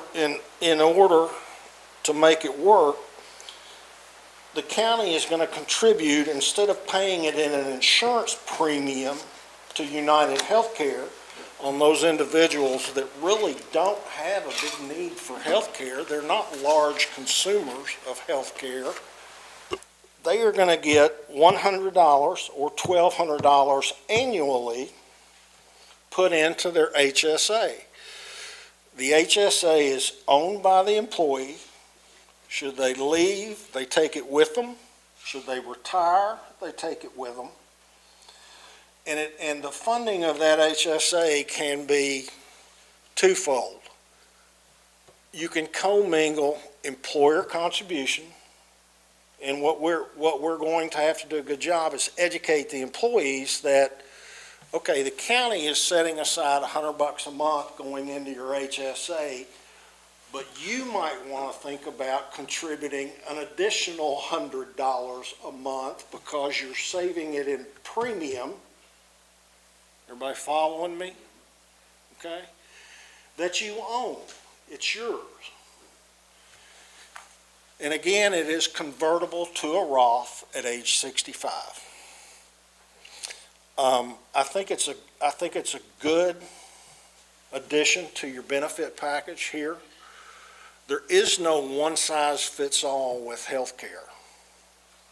And the more options that we can provide, I think the better off we are. The key, again, is going to be educating the employees so they make an informed decision on what's best for them and what's best for their dependents, if any. Any questions on HSAs? Okay. The next page shows you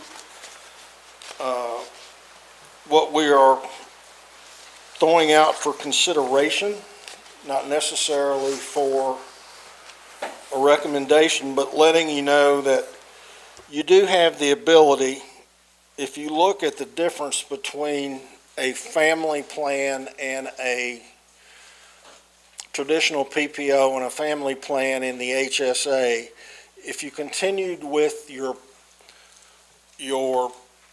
60% of employee spouse, 60% of children,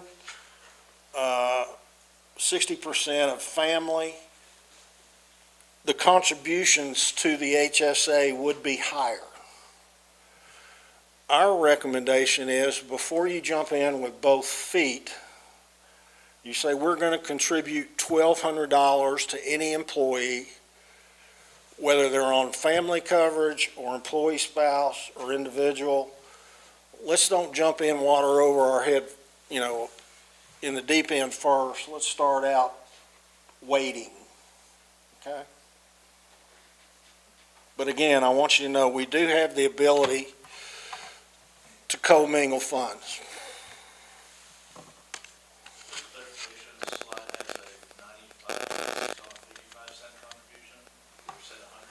It is $100. The actual, that's the difference between the premium of the PPO and the premium of the high deductible health plan.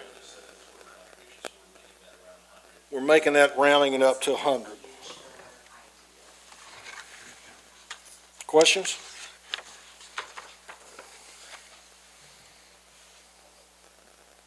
Everybody good? All right, let's go to implementation strategy. One of the things we'd like to introduce to the court this year is Airbow.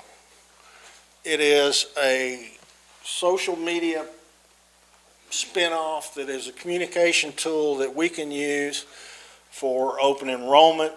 You can use it for new hires. You can use it for having virtual health fairs, employee assistance program, company updates, and wellness initiatives. Again, it's something that will be at the fingertips of Ashley to be able to say, okay, I want to do something on wellness, or I want to do something on doing a health fair and letting them know what other voluntary options are out here.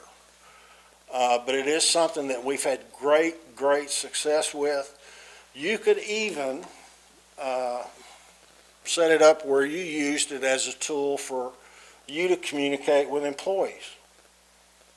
If you wanted to go that deep, you could just send something out and say, Richard Tanner's turning 50 this week. Yeah, or close, yeah.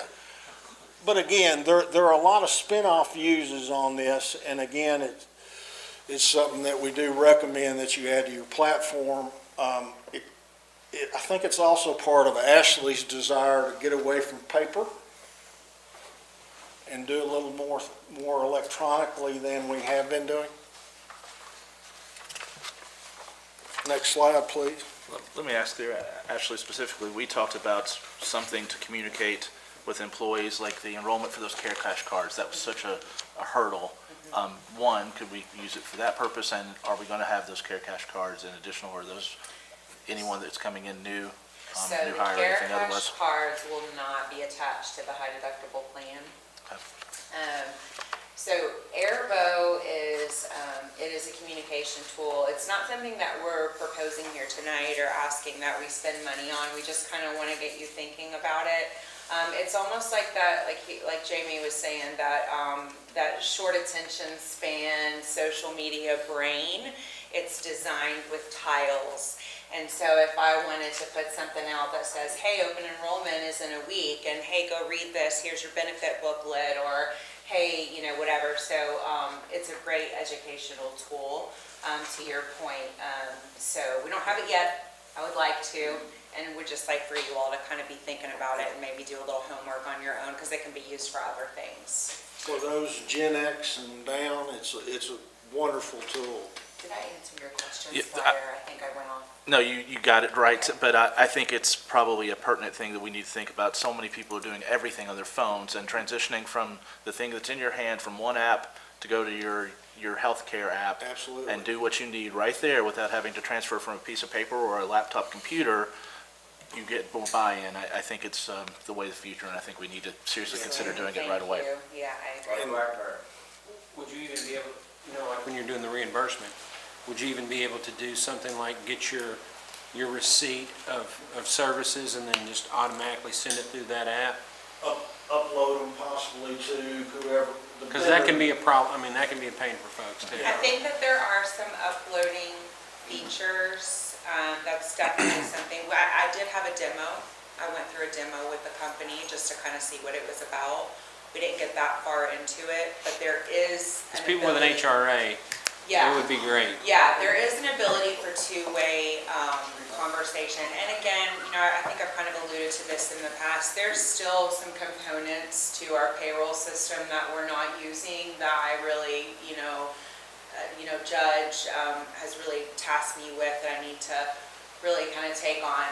And this is a really good opportunity to kind of expedite that, just again, to get away from paper and make sure that we're really educating employees on really great things like this and the risks as well. The participants in the high deductible health plan will also get a debit card from our vendor who will be administering that program that they can use for their co-pays, they can use for, prescriptions. So it's not like they're going to be out there owing $4,000 and that they get a cold and they need to get an antibiotic. It doesn't mean they're going to have to pay for it and submit it. They're going to have a call.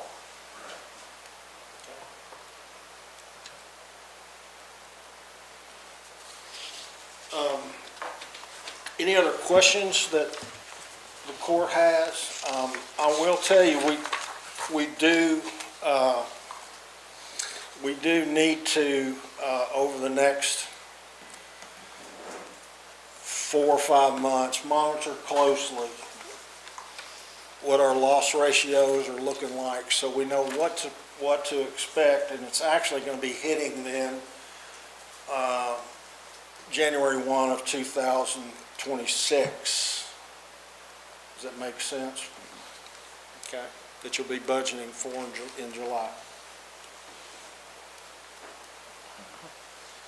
Answer any questions anybody else has?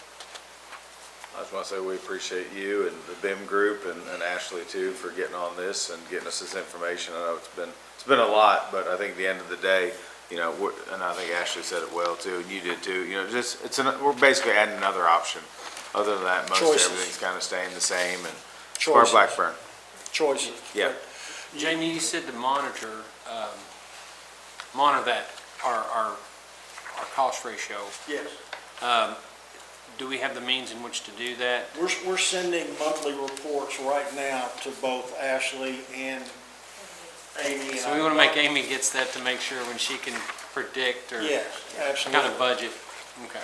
Yeah, she's getting those monthly reports right now, and we have, you know, analysts in the office that start looking at it and say, uh-oh, what's this spike? Right. Yeah, so. And I'll add too, just, you know, we're not self-funded for our health insurance. And so, you know, we don't at this time have a real good hand into trying to help control some of those costs. But it is good to be aware of them, like you said, to know what's coming down the pipe. But, you know, on a self-funded plan, that's really where you look and see, okay, we have a concentration of different needs, and okay, let's have a real robust wellness program to try to help everybody save money. So monitoring cost at this point is just to be on the lookout to see what's coming down for 25, 26. Ashley is 100% correct. The amount of reporting that we get in a fully insured environment, which is what we're doing, we're not accepting a great deal of risk other than the risk of rate increases. But again, I think both Ashley and Amy are both very much aware of how we got where we are and maybe where we're going to go over the next 6-8 months so we can make some good budget predictions. We've had a good run with no rate increases. Yeah, we've had a very good run.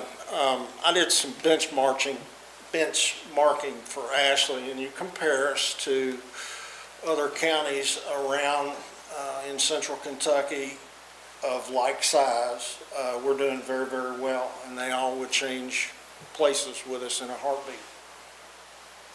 And I think it's important to remember, I mean, the healthcare in North America has changed. I mean, there's no providers. I mean, the only reason we changed this last time is because our provider said we're not doing it anymore. So there's been a lot of things thrown at us that there's nothing we can do. So I still feel good as far as what we're giving to our county employees. And we had a 4 or 5 year run with Humana that was very good, and they were very fair with us. It was out of left field that they said, okay, we're getting out of the marketplace.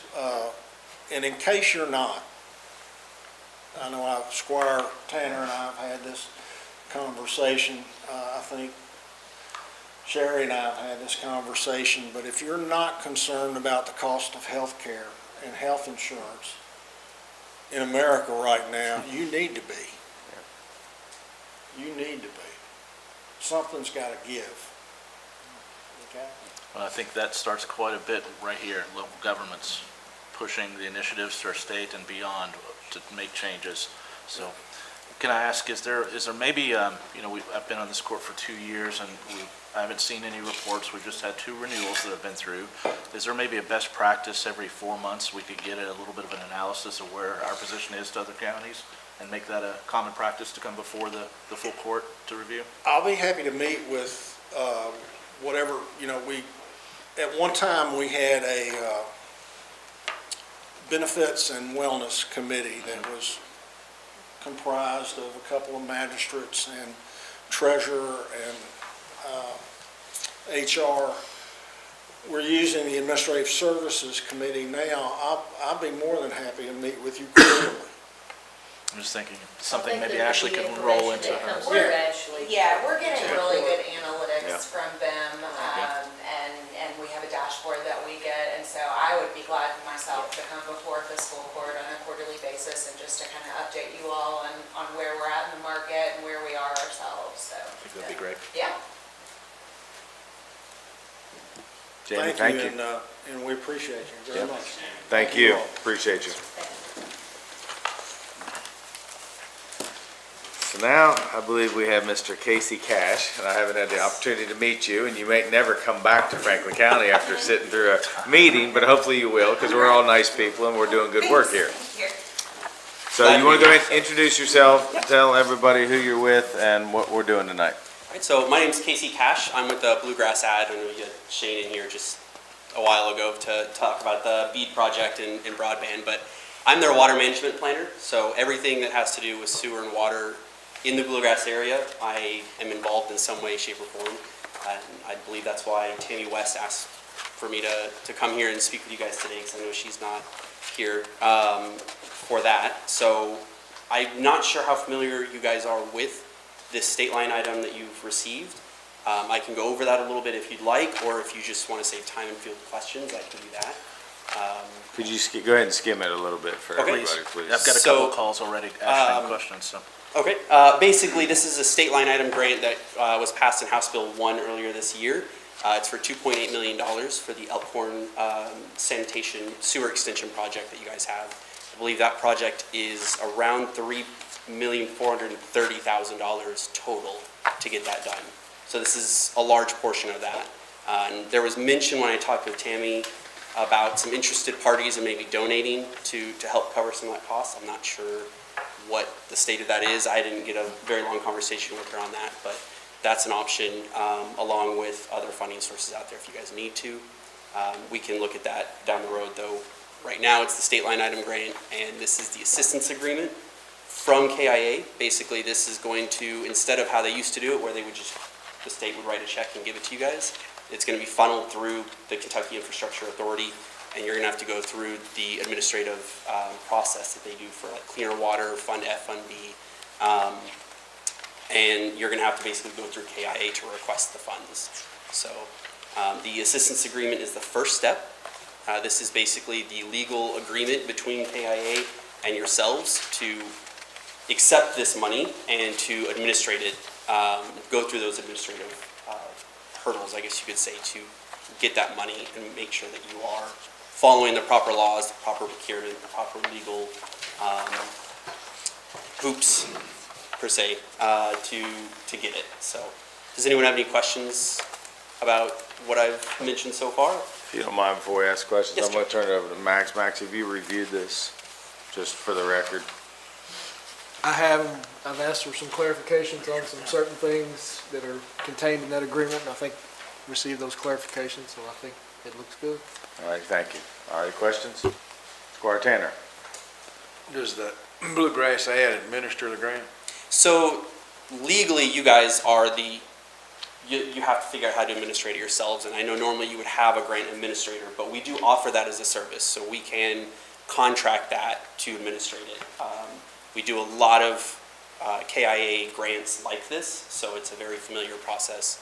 We have all the documentation. We can do that if you would like. We usually charge between 1 and 1.5% of that amount. And I don't know if anyone's spoken with you, Judge, about that. I met with David yesterday. Okay, perfect. I think we were looking at if you guys were interested in doing 1% on this, if you want us to contract with that. And we would do all the administrative work. We would go through, we'd get this taken care of with the administrative agreement. We would go through and help with the procurement process, the engineer. We would do all of the reporting. We would handle the draw requests. We would even create a draw book so that we have a journal of all the draws that you guys do, and we have a process for you to properly track that. So there's no question that anything is being done improperly. So. Are you all currently helping us with Farmdale? We are, yes, sir. All right, other questions? Is there Laura a Wisman. general time frame for project completion? I didn't see anything mandated as part of that in the, There isn't for the assistance agreement, but on schedule, on the project profile, we have it for December 1st, 2026 is the final completion date. That, of course, could change once we start getting involved with an engineer and doing plans and specs. but it's not mandated by this contract? It's for not, the no. funds? That is correct. And I did see Exhibit 7, the e-clearinghouse, it says the appropriation was made through House Bill 1 of 2022 regular session. I think it should be 2023 unless I'm wrong in there, but Yeah, I can contact KI and get that fixed. I didn't even notice that, so just a good that's the only thing I found. Any other questions for Casey while he's here? Or 2024, technically. All right, thank you very Thank you. much. Appreciate you being with us tonight. Thanks, Judge. Thanks for all you all do. All righty, next I believe our Amy, our treasurer, is coming up. Good evening, Amy, how are you?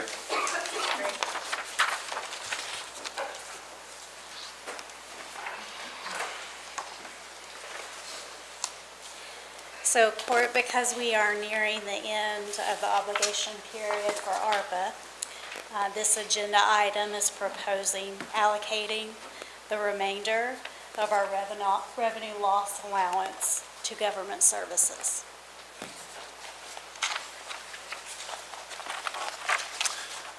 Be happy to ask. Yeah, Amy, Answer any could you questions. speak to the advice that starts in Harbison? I don't see really a conversation with them in our packet about their advice on this allocation and the legality of it and any other implications that it might have. Sure, I've been working with them since probably about June, because I've had the same concerns as the court about making sure that this money was obligated. This was one option, and so as we've gotten further and further and closer to that deadline, this was their recommendation. And it doesn't restrict any, there's no other blowback from this option at all? I don't know.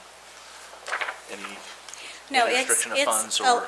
and that is why we hired Compass and Stites, was so that they would recommend, they know all of the rules of allocating ARPA money, and so this is an allowable expense.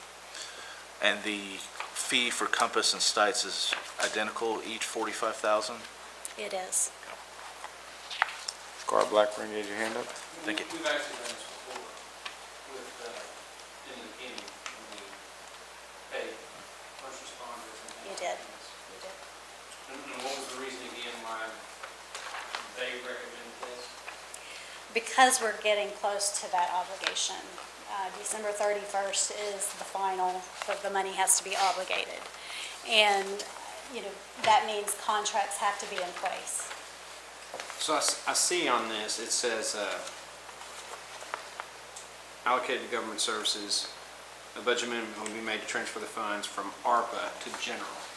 Now, I know, basically, it leaves us the same monies, minus the fees. But with me, I know the ARPA funds were, I think, developed for cases of paying loss and things like that, but also for transformational projects. And I think the broadband and just getting internet to all the homes in the county was something that the previous court wanted and something that this court wants as well. And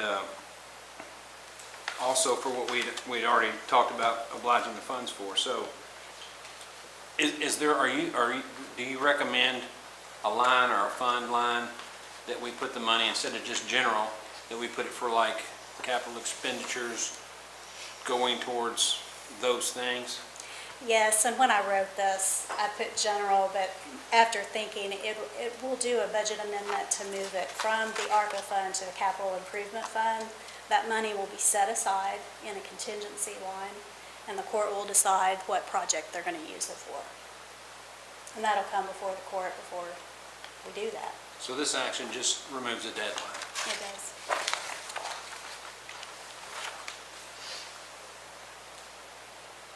All righty, thank you, Amy. We'll go to the next one. Just Judge, quickly, Amy, So just to clarify, I just want to put some things on the record. This is effectively revenue replacement or expenditure replacement for the year ended in June of '24. Right. So these expenditures in the general fund, are these reflective of total expenses in our budget? I didn't go back to review to budget.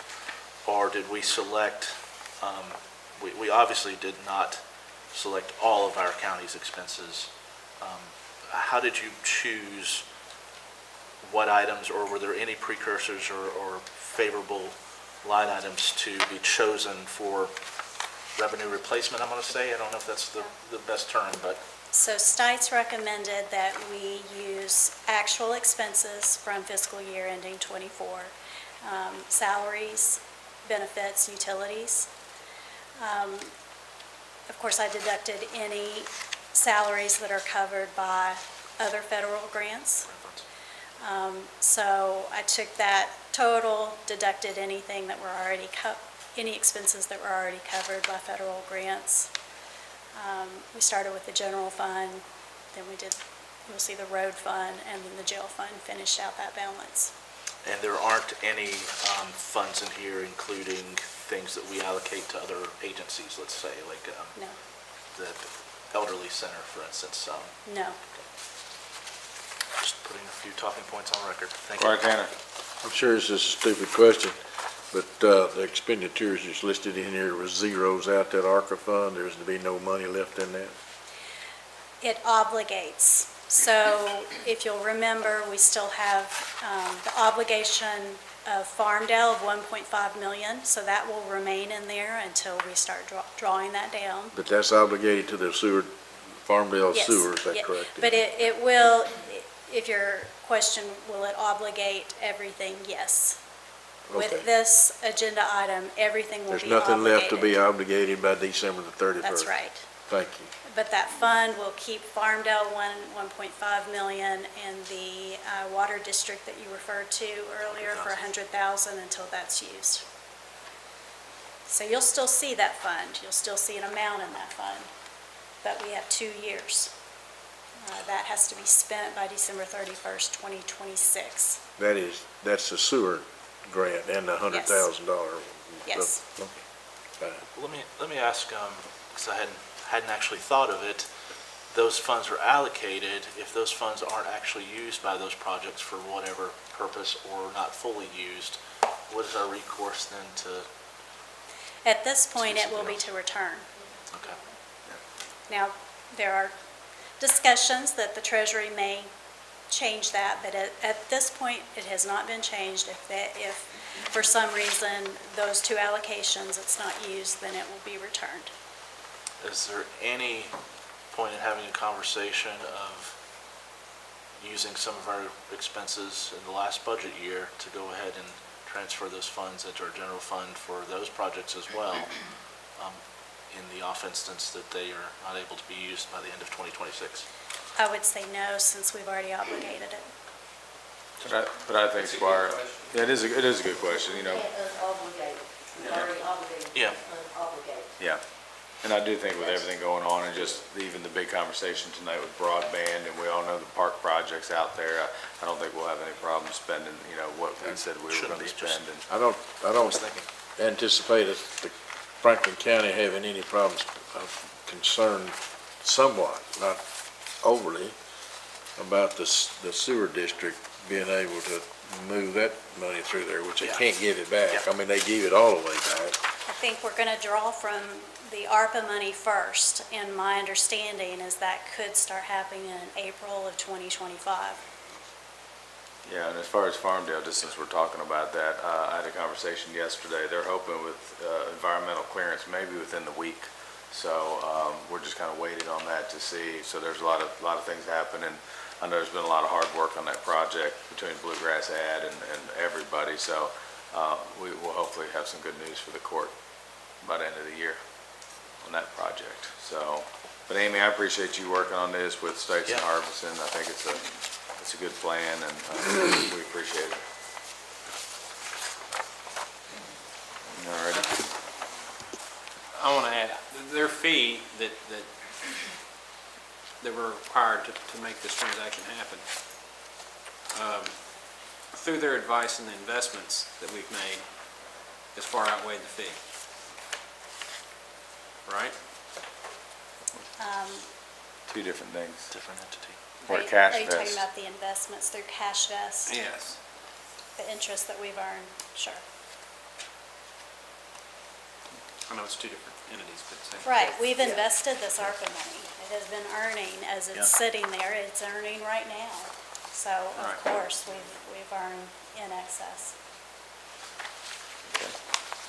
All right, next one, Amy. This is the quarterly report to the Department of Local Government. I'd just like to let you know that that has been filed. We'll go on over the numbers in the next agenda item.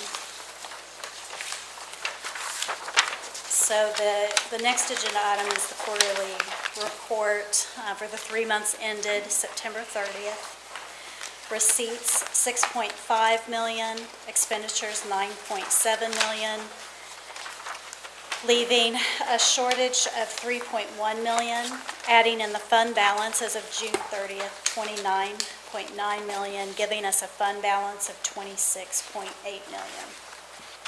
And I've also included the revenues and expenses as of October 11th in your packet.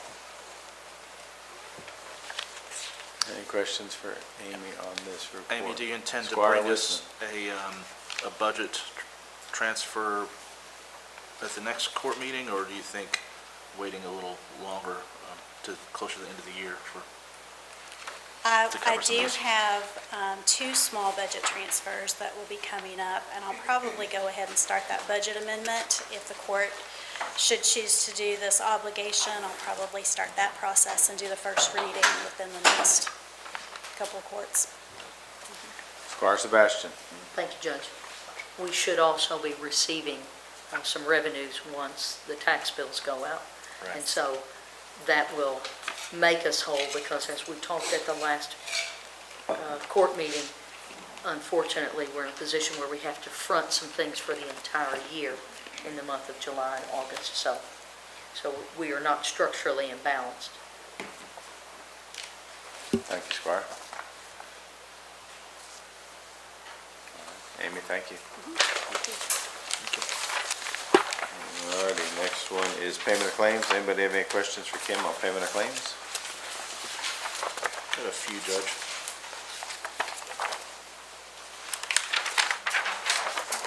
Squire Tanner, do you have a question? No, it wouldn't be. Oh, I'm sorry. Squire Wiseman, do you have something? Yeah, a few things. If just give me a second to find all of them. Anybody else while he's looking for his questions?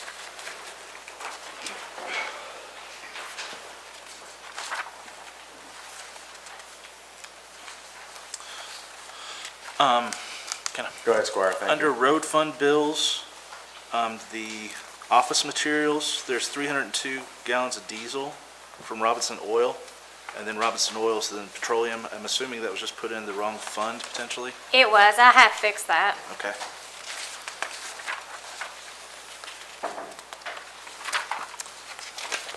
And then the,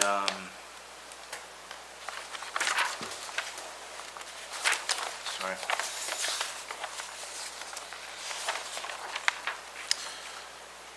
We have a $512 for Bob banners for Abracadabra Graphics under interlocal special events. I don't know what that is. Bourbon on the Bank signs. We had put that in the budget. Instead of giving them direct money this year, we decided to do banners on the outskirts of entryways in Franklin County. So we had banners put up. I thought, against my vote, I thought there was an allocation of $5,000 directly to Bourbon on the Banks and not any in lieu. Then I remembered, okay. Not that I remember. Wrong. No, not this year, it was last year. There's a Cunningham Electric, $1,435 for installation of new LED lights at Pole Barn at the park. I'm wondering which one that is, and I'm kind of wondering if there's a, well, we need to get an energy committee meeting probably together fairly soon, because we've talked about transition of LED lights, and I'm just wondering kind of if we can get an idea, maybe Parks can report to us about other needs of replacements. I thought that some of the work was done out there with the energy improvements in years past, but I'm I don't not think really it sure lasts, you know, and we're trying to get a hold of ESG to kind of have them come in and give us a report on what they did do. I wasn't on that committee at the time. I believe Squire Blackburn was. I don't remember anything being in the park. I know the jail consumed most of it. Some of the low-hanging fruit like that, it was low, as far as, our staff at the time, our maintenance staff, was gonna transition those things throughout their, time and integrate that stuff. because But it wasn't cost. included in the original ESG bid? No, Okay. That was, no. Yeah, go ahead, Squire. so that wasn't, and some things that happened at the fire station Yeah. were done internally that were identified as part of that overall study, Yeah. but they were done by internal staff. Yep. So Or they're, that yeah, the focus could be at the jail. yep. Thank you, Squire. Since I caught that, I thought good just to Yeah. revisit that. We've talked about it a few times, that we need to be more maybe proactive in making some capital expenditures and transitioning to some of those energy-saving opportunities. So, and then litter grant program, Frankfurt News Media, town hall meeting, plastic waste for $548.25. Is that for the meeting that a separate entity had? Did we make a newspaper advertisement for? I was under the assumption that that was Allie's not held here. and.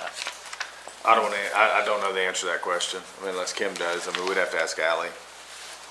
I don't, I'll get a better classification from Ally, and I'll give it to you. I think that's all I had in those, or in that one anyway. okay. Alrighty, we're gonna do authorization to go into closed session per KRS 61.8101BF, deliberations on the future acquisition and sale of real property by a public agency, but only when publicly would be likely to affect the value of the specific piece of property to be acquired for public use or sold by a public agency, discussions or hearings which might lead to the appointment, discipline, or dismissal of an individual employee. Judge, I'd also like to add and/or discussions about pending or proposed litigation. Say that again? I'd like to add to the closed session about and/or discussions about pending or proposed litigation. Tonight? I'd like to bring up something. If we can. Max, is that okay if it's? Can amend that, Or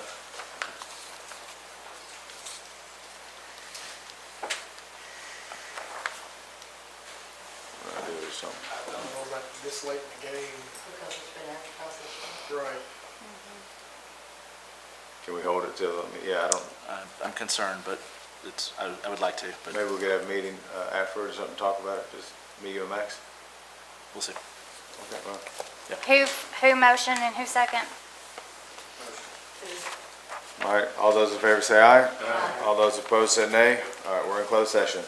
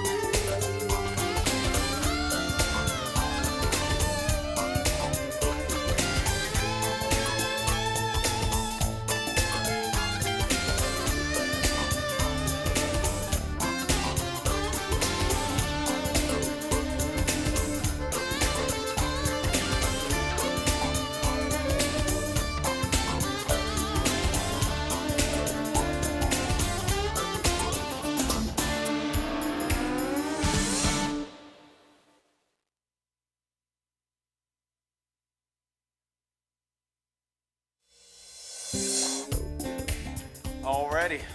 Motion to go back into open session? All those in favor say aye. Aye. All those opposed say nay. Motion passes. Next agenda item is authorization for the county judge to enter into negotiations of potential real property acquisition. Any comments on that? Seeing none, we're going to move down to the next, the authorization and promotion of assistant jailer. Alrighty. All those in favor to table this item, say aye. Aye. It'd be in the votes instead? Okay, we'll wait on that then. We can do it now. Alrighty, other business. Does anybody have other business? Oh, what is that?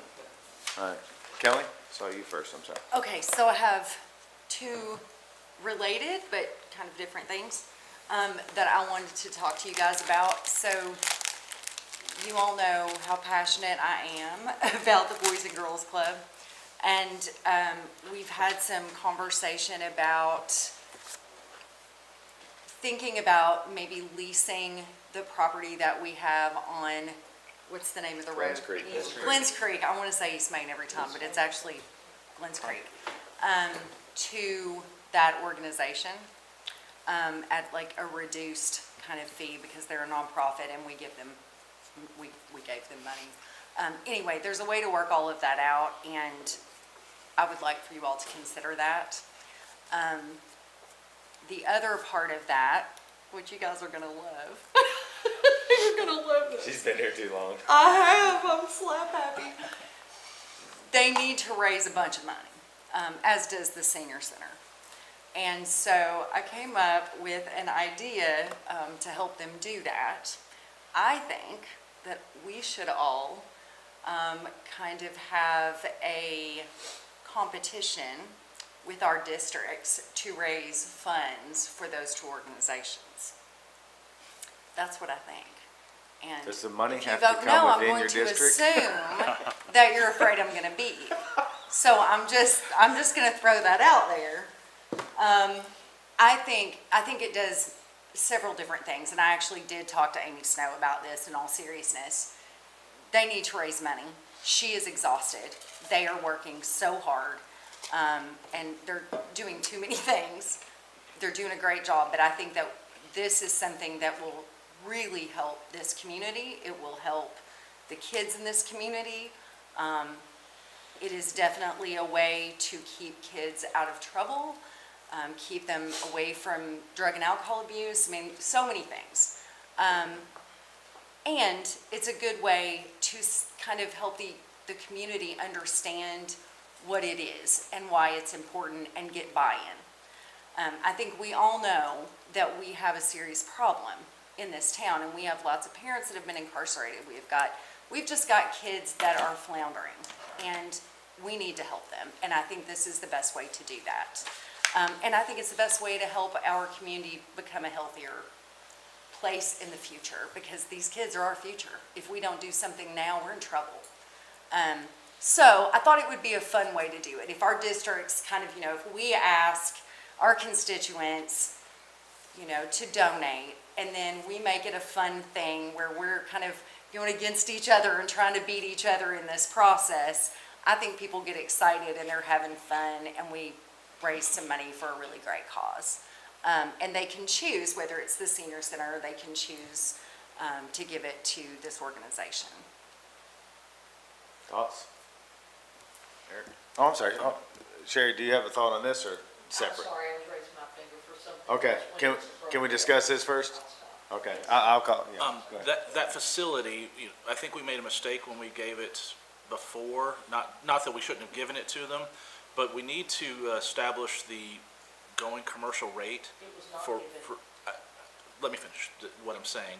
The going commercial rate for that facility, what that would be on the open market, and have that as the consideration if we then lease for a nominal amount. The difference between those can be an in-kind match that helps a lot with these organizations to be able to fundraise, to say, hey, we've got a $250,000 lease that's been given to us in kind.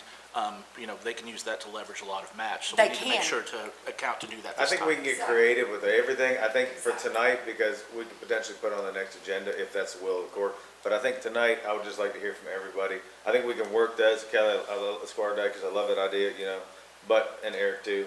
But what's the will of the court? I mean, do you all think that that would be a good use of our facility, because it is one of our 15 buildings on Glens Creek there? I'm all in. Yeah. I don't see anything any better. Okay. So if we're good with that, then we'll work on some details, okay? All righty. Squire Sebastian, you had your hand up next, I believe. Thank you, Judge. Yeah. So just want to get some things on the court's agenda, again, on your schedule. So we discussed Friendsgiving, October 30th, from 11 to 1. And that's at Thornhill. Halloween is October, and it will be observed October 31st from 6 to 8 p.m. Might want to just put that on your calendar. We've received a schedule for Lakeview Park from our contractor, our general contractor. Pre-bids, 11/6/24. The bid date itself, 11/14/24. Under contract, 12/23/24, and construction to commence on or about 1/6/25. So in light of that schedule, my question, I guess, is who can update the court on the status of the sports commission that has to? We talked about that today, and we are in final negotiations with the attorney that we hired.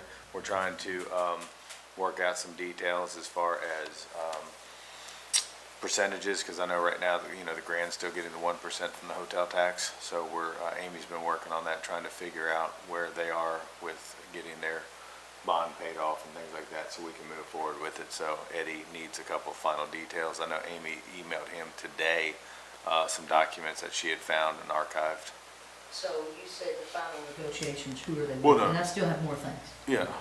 Who are the final negotiations with? Well, You said the attorney. I didn't mean negotiations per se. I mean, our attorney, Eddie Jones, he's working on the sports commission. Right. He needed some more information. I probably misspoke. He needed some more information. Sorry, I'm tired. Amy sent it to him today, so I'm hopeful to have that done by the end of the year. Okay. That is the goal right there. All right, thank you. Yep. The Rotary, Optimus, and Kiwanis are coming together on November 18th from 11 to 1 p.m. at the VFW Post 4075, which is in the lovely First District. And all the benefits that day will benefit ROSM. So please put that on your calendar. What time is that? I'm sorry. 11 to 1. 11 to 1 on the 18th. On the 18th. Okay. And then we had the standing thing that I was able to get worked out with at the soup kitchen access, where we prepared last year the meal and then served that meal. This year, it's on Sunday, November 24th, so please put that on your calendar. That's a great Us thing. as the court. Yes. Yes. Okay, I wasn't. Yeah, no, I'm sorry, yeah. You wouldn't have been, Yeah. but we had a really good time. Yeah. Thank God Morgan was there. It was, it was a I'm sorry, what's that? November 24th. I'm trying to Sure, put it in here. I'll have, hey guys, on all those, because Andrew's watching, I'll have him maybe send out calendar. that would be awesome. It's all, And I I can't can keep up. I would just get it together. The thing is, it depends on what Brian tells us the meal will be, what time we have to get there to start the meal. I'm in. Some meals are more quickly prepared than others, so just depends. all right, is that it for other business? Sherry, do you have anything else, or was that? Well, I will just say, while I was on the comment about the soup kitchen, Brian had reached out and said that they are in dire need of shampoo and body wash. Okay. The standard size bottles, not the hotel Yeah, bottles. yeah. So I asked him, which is a good thing, he said, the 3-in-1 combination, like with shampoo, conditioner, and body wash, he said they get the entire bottle and can do everything with one, rather than carrying many bottles with them. So they have asked if there are people. I already dropped off a lot, but that still is a Cool. need for them, and they Anybody greatly watching too? appreciate that. Absolutely. And the senior center, the quilting guild, the local quilters guild have gotten together and put together stockings, and they want to stuff those, and there are 160 that they have prepared. So they are taking sample size bottles of soap, lotion, things like that to give to seniors who get home delivered meals. So Oh, this cool. is a really Yeah, good thing. that's great. You can drop it off at many local banks, at the senior center. And it's a great way to help someone. That's awesome. How many do they have? I can't, 160. 160. And our neighbors just put those together as a great thing. I've worked on that all summer. It's a great project. And if the court wants to look at going together and throwing a little money in, maybe we could go to Costco or somewhere and buy it in bulk. If y'all want to do it together, I'd be happy Yeah. to do that. I think that'd be a really cool thing. So Great idea. we can talk about that. Thank you, Judge. Yeah, no, thank you. It's a great meeting. Alrighty, we're ready to roll? Judge. Oh, I'm sorry. And others. Well, related to what Squire Sebastian brought up, the Sports Commission, I know this has been in discussion for a couple of years, but other than bumping into the attorney at a conference in Louisville recently and having a little bit of conversation, I've not heard or seen anything about the particulars to it. It'd be nice to have that attorney come make a presentation so our body and the county as a whole could know how it would work, what particulars there are. I could send you the rough draft if you want. I was trying to get to the end, so it was done, so we could talk about it then, so everybody would know, because there's still a couple things in question. Just to clarify, Yeah. though, that there's not been a decision made by either the city or the county body yet, and It's this a has county been a, decision, but yeah. Yeah. but this has been an initiative that's been going, so I want Yeah. to make sure that we have plenty of time for input from the county and Yeah. our voters before that happens. Relatable, I've been made aware, and I think we all know that there's seemingly a lot of tractor trailers being stored around our community full of retail merchandise, flammable bourbon, not aging bourbon generally, that's in confined areas, but I've been concerned that it seems to be a growing industry for storage of that in and around residential areas and otherwise. And I'm concerned about future implications, where those things can be, and effectively, right now, it seems to be completely unregulated at our local level. So I wanted to ask this court for unilateral, or not unilateral, unison, to direct our planning staff to come up with some regulations to impart into at least our zoning rewrite that's about to happen, or to take forward to the Planning Commission to consider regulations, setbacks, types of containers, all of those things about where that product can be stored in our community. It's my understanding, because Ben and I talked a couple months ago, that it has to be in a commercial or industrial area. So if you have something We've near approved some homes- industrial areas right in the middle of residential neighborhoods recently, and I'm concerned that one of them is about to be a problem, and so some others there too. We have industrial areas directly, on our agenda tonight, we have an industrial area that backs up directly to a residential neighborhood. Okay.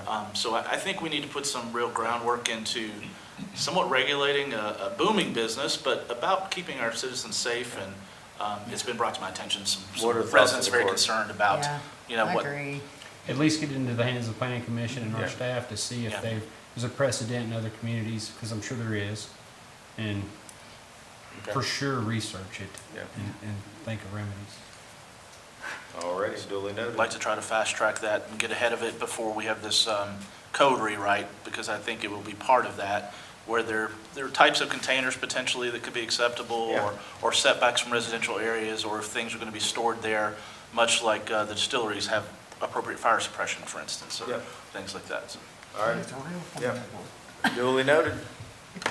Alrighty, we're gonna roll. Everybody's ready to go. We're gonna go into the voting session. Clerk, oh, I'm sorry.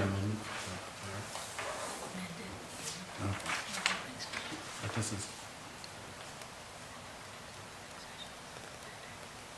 We're not gonna go to the business in the session. just for now. For another business right now? We are. I'd like to make a motion to amend the agenda to hire a mechanic for the road department. Second.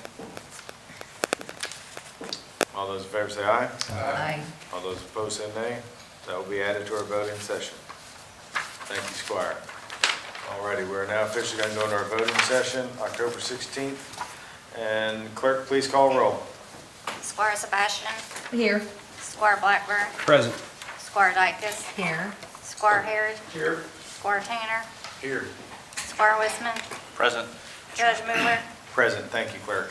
Authorization for approval of minutes from regular meeting of September 25, 2024. So moved. Second. All those in favor say aye. Aye. All those opposed say nay. Present. Motion passes. Authorization for approval of sheriff surplus of vehicles for trade-in and/or gov deals. So moved. Second. All those in favor say aye. Aye. All those opposed say nay. Motion passes. Authorization to receive the Elkhorn Water District Independent Auditor's Report for years ended December 31, 2023 and 2022. So moved. Second. All those in favor say aye. Aye. All those opposed say nay. Motion passes.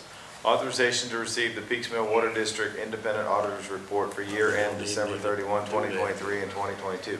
So moved. Second. All those in favor say aye. Aye. All those opposed say nay. Motion passes. Second reading and approval of an ordinance amending the table of special ordinances, Section 1, zoning map changes of the Franklin County Code of Ordinances for a .34 acre tract located at 1501-1507 Twilight Trail from Industrial Commercial IC to Rural Limited Commercial CL District. The property is described in deed book 588, page 138 in the office of the Franklin County Clerk, and further identified as PVA map number 050-00-00-089.18. So moved. Second. Judge, I have some discussion. Go ahead, Squire. I need to recuse myself from this vote. Okay. Clerk, do you have that noted? Yes. Thank you. All those in favor say aye. Aye. All those opposed say nay. Motion passes. Authorization to advertise for sealed bids for dump beds and snow equipment for 2024 Ford chassis and cab. So moved. Second. All those in favor say aye. Aye. All those opposed say nay. Motion passes. Authorization to approve purchase for various items regarding the new road garage project up to $225,000. So moved. Second. Did you get it, Clerk? Yes. All those in favor say aye. Aye. All those opposed say nay. Motion passes. Authorization to renew health insurance coverage with United Healthcare beginning January 1, 2025 until December 31, 2025. So moved. Second. All those in favor say aye. Aye. All those opposed say nay. Motion passes. Authorization to renew employee-only medical waiver plan through a health reimbursement account, HRA, from January 1, 2025 through December 31, 2025. So moved. Second. All those in favor say aye. Aye. All those opposed say nay. Motion passes.